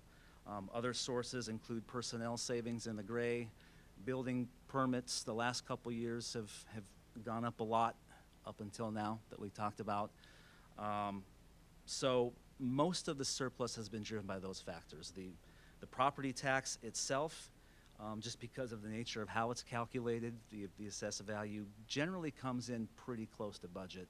So you can see the proportion that pays there. But really the drives of this surplus the last few years has been the sales tax. We don't expect those trends to continue indefinitely. That's why it's very important to have a structurally balanced budget that we have that balances ongoing revenues, ongoing expenditures, and uses these cash infusions for one-time projects that aren't repeating in the future, so that we set up an imbalanced situation. So that's why we're very intentional in looking at this surplus strategically and to invest in those capital projects that the council has selected through the CIP process. So as we move to a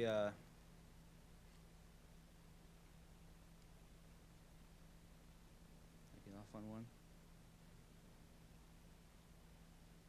Yep. Pass the one Let's do with the this one numbers first. on it. We can do this one. As we move to the more formal submittal, we'll have to ultimately consider the tax rate, which is this slide. Sorry about that. Funded and unfunded. We'll start there. Sorry, I got out of order, but we'll start with funded and unfunded.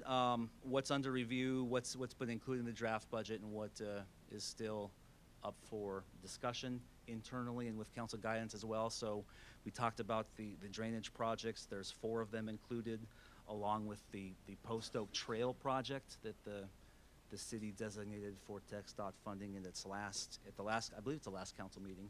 So that proposed match is included along with the SRO positions. Again, it does transfer to the operating reserve to keep that level at 6 months.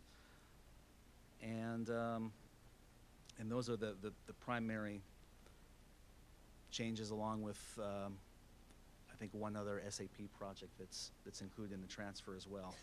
There are several items under review, including some planned capital items in the street CIP that council could consider as part of a larger scale bond package that could potentially go to voters next year. We moved up the Post Oak project by about 3 or 4 years to accommodate the TxDOT funding. That leaves some other street projects at this time not funded, but that could change depending on council direction. There are some equipment purchases under review internally at this point. There's some equipment items, an HVAC study of this building. You know, there's been a lot of issues with leakage and other issues that you may require a mechanical engineer to come in and inspect how to provide a long-term solution for that. That's part of the proposed items that are under review, not in the draft budget at this point, and the proposed city mechanic position as well that has not been added to the budget yet. But these are all decision points, again, between staff and the city manager, along with yourselves, getting I guess a preview to what's yet to come as we go through the budget process. As part of our process, we're going to come back and we'll review these at a different time and make a decision on inclusion in the budget. Right. Okay. So, and we'll get to the end, but we don't need any specific guidance from the council at this time as we go through it. And when we have our strategic planning meeting next week, among other opportunities, if there are pointed capital equipment line items or other items that council wishes to add or remove, that's the guidance we seek. So these are some of the major outstanding items after we've accounted for as much of the operational changes as we could. These are the items we're considering at this point.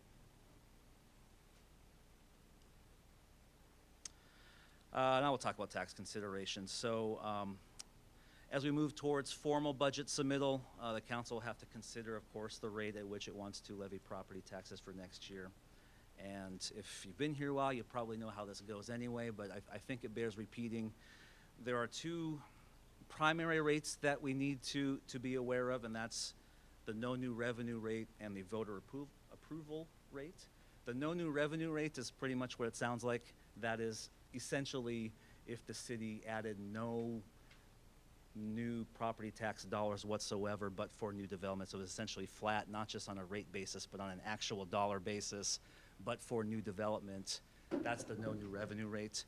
That does not require a public hearing. The voter approval rate is the maximum rate the council can increase the total levy without being subject to a potential petition or election. The voter approval rate is generally the 3.5%. That's what we've included in the draft budget. There are some caveats to that, but for the most part, it's 3.5% is the cap, plus new development. Again, if the city proposed the no new revenue rate, a formal public hearing would not be required. If the city proposes anything between the no new revenue rate and the voter approval rate of 3.5%, that requires one public hearing, which would be set for September. If the city wanted to go above the voter approval rate, that would be subject to potential voter petition, and that would have to be adopted earlier. So if the council wants to go above that rate, we would have to start essentially at the next council meeting. This budget does not recommend that, but I just wanted to throw out all the options and understand the process. If we go above that voter approval rate of 3.5%, that accelerates our timeline and also brings in some rights from the taxpayers as well.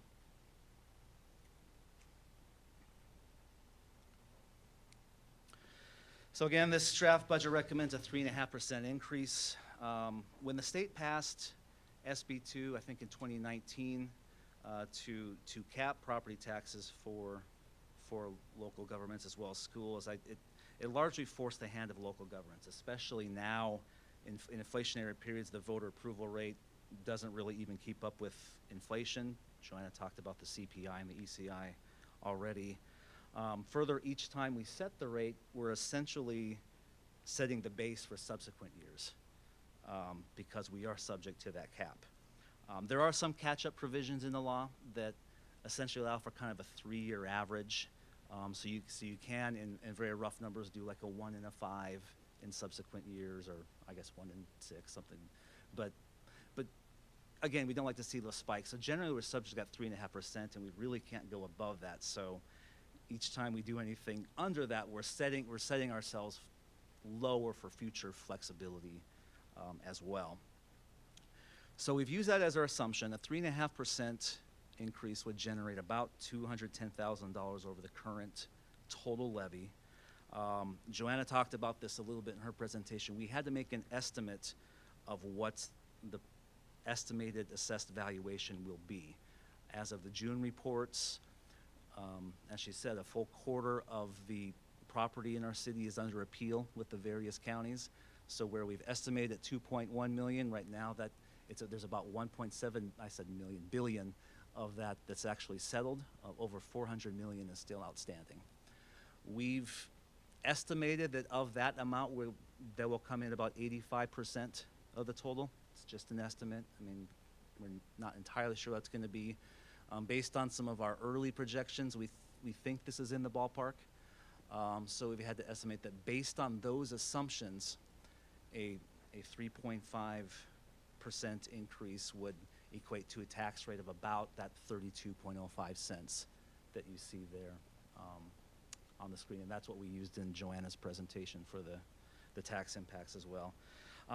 But again, the tax rate itself is still under review, but it's all but certain to decrease from the current year of 35.18. And again, the net average impact to most homesteads will hover in that 3.5% range under this rule, with some variation again for individual circumstances, tax exemptions approved, et cetera. So we do still have some planning to do for sure as we head into the formal budget next month. Again, overall, we anticipate a balanced, stable budget, targeted use of reserves, particularly for drainage. in upcoming workshops in the next month and a half, we'll talk about the utility fund next, followed by individual department presentations. It will take a little bit deeper dive, albeit at a high level, into specific programs that the budget funds. Again, at this time, no action is required by the council, but of course, we'll take questions and feedback tonight and along the way. We want to give you this preview now, and look forward to the upcoming weeks. This is fun. Oh, yeah. Go ahead.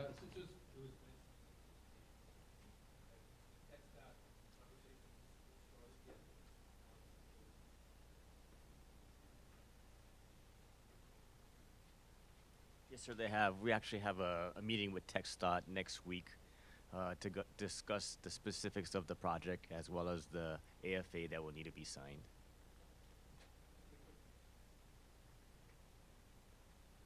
Anybody else? Great job, Scott. More to come. Thank you. That completes the reports that we had for this evening. We'll move on to the requests and announcements. Does any council member have a announcement or report that they would like to provide as part of the meeting? Roy. I have an announcement just for the public.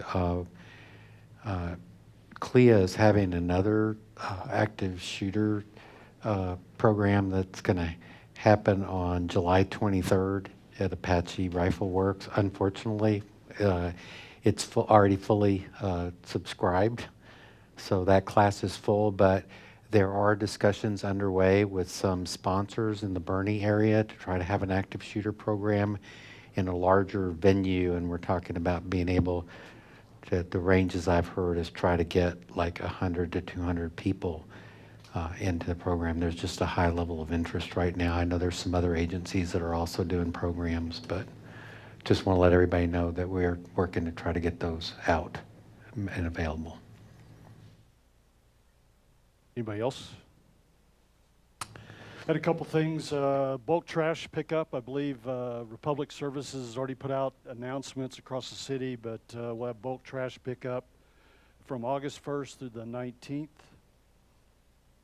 We are still in stage 2 of our water restrictions. We're still seeing a drop in our monitoring wells. Put out a call to all residents to please conserve and abide by the yard watering restrictions that we have to keep us from going into stage 3. That's really the main concern. I believe we can make it through the drought that we had. Even though we had a good rain last week, we're still seeing a drop in our monitoring wells. So do what you can to conserve the water that we do have. And last, we will have a special council meeting scheduled for next week, next Thursday at 6 o'clock here in this room. And it's really to discuss the strategic action plan that Scott mentioned earlier as part of his presentation. Next Wednesday, right? Or next, Right, Wednesday, right?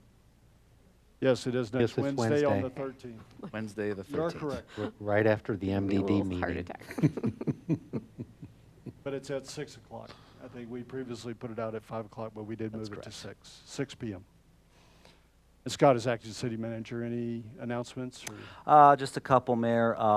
Just want to report on activity over the weekend. The police department did report just 10 fireworks calls in total, of which 3 were issued for citations and the rest were unobserved. So overall, I just want to thank, of course, the department and the community for understanding the conditions and being supportive of the decisions that had to be made. But overall, quiet time, I think, for the most part, and it was a good night.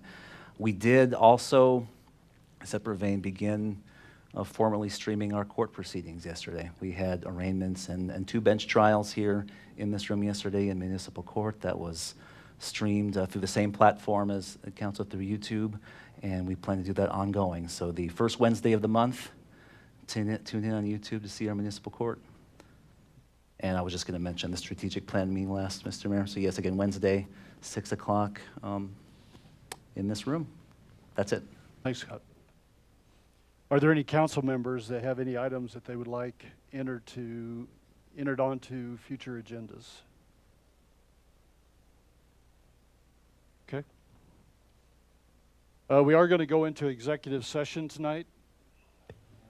Pursuant to Section 551.101 of the Open Meetings Act, Texas Government Code, a quorum of the governing body hereby does convene into closed session, reference Section 551.071, and this is consultation with attorney to receive legal advice from the city attorney regarding severability language utilized by the city in adopted ordinances. And Christine, I have the time now is 8:42, and we are moving into executive session.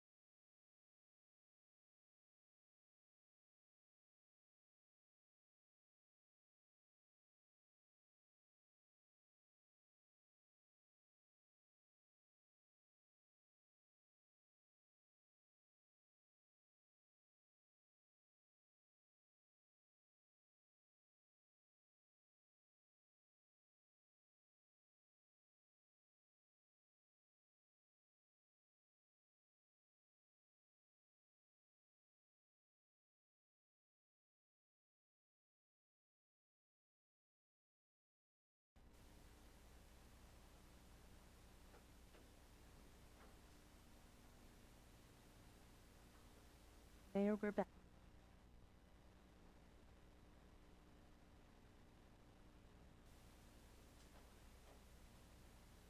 Christine, I have the time now is 8:57, and we are back in open session. We did meet in executive session. There were no actions that were taken as part of executive session that required a vote or a consideration in open session. And that's all we have tonight. Christina, is there anything that we missed or? Sir. Scott? Anything else? All right. Christine, I have the time now is still 8:57, and we are adjourned.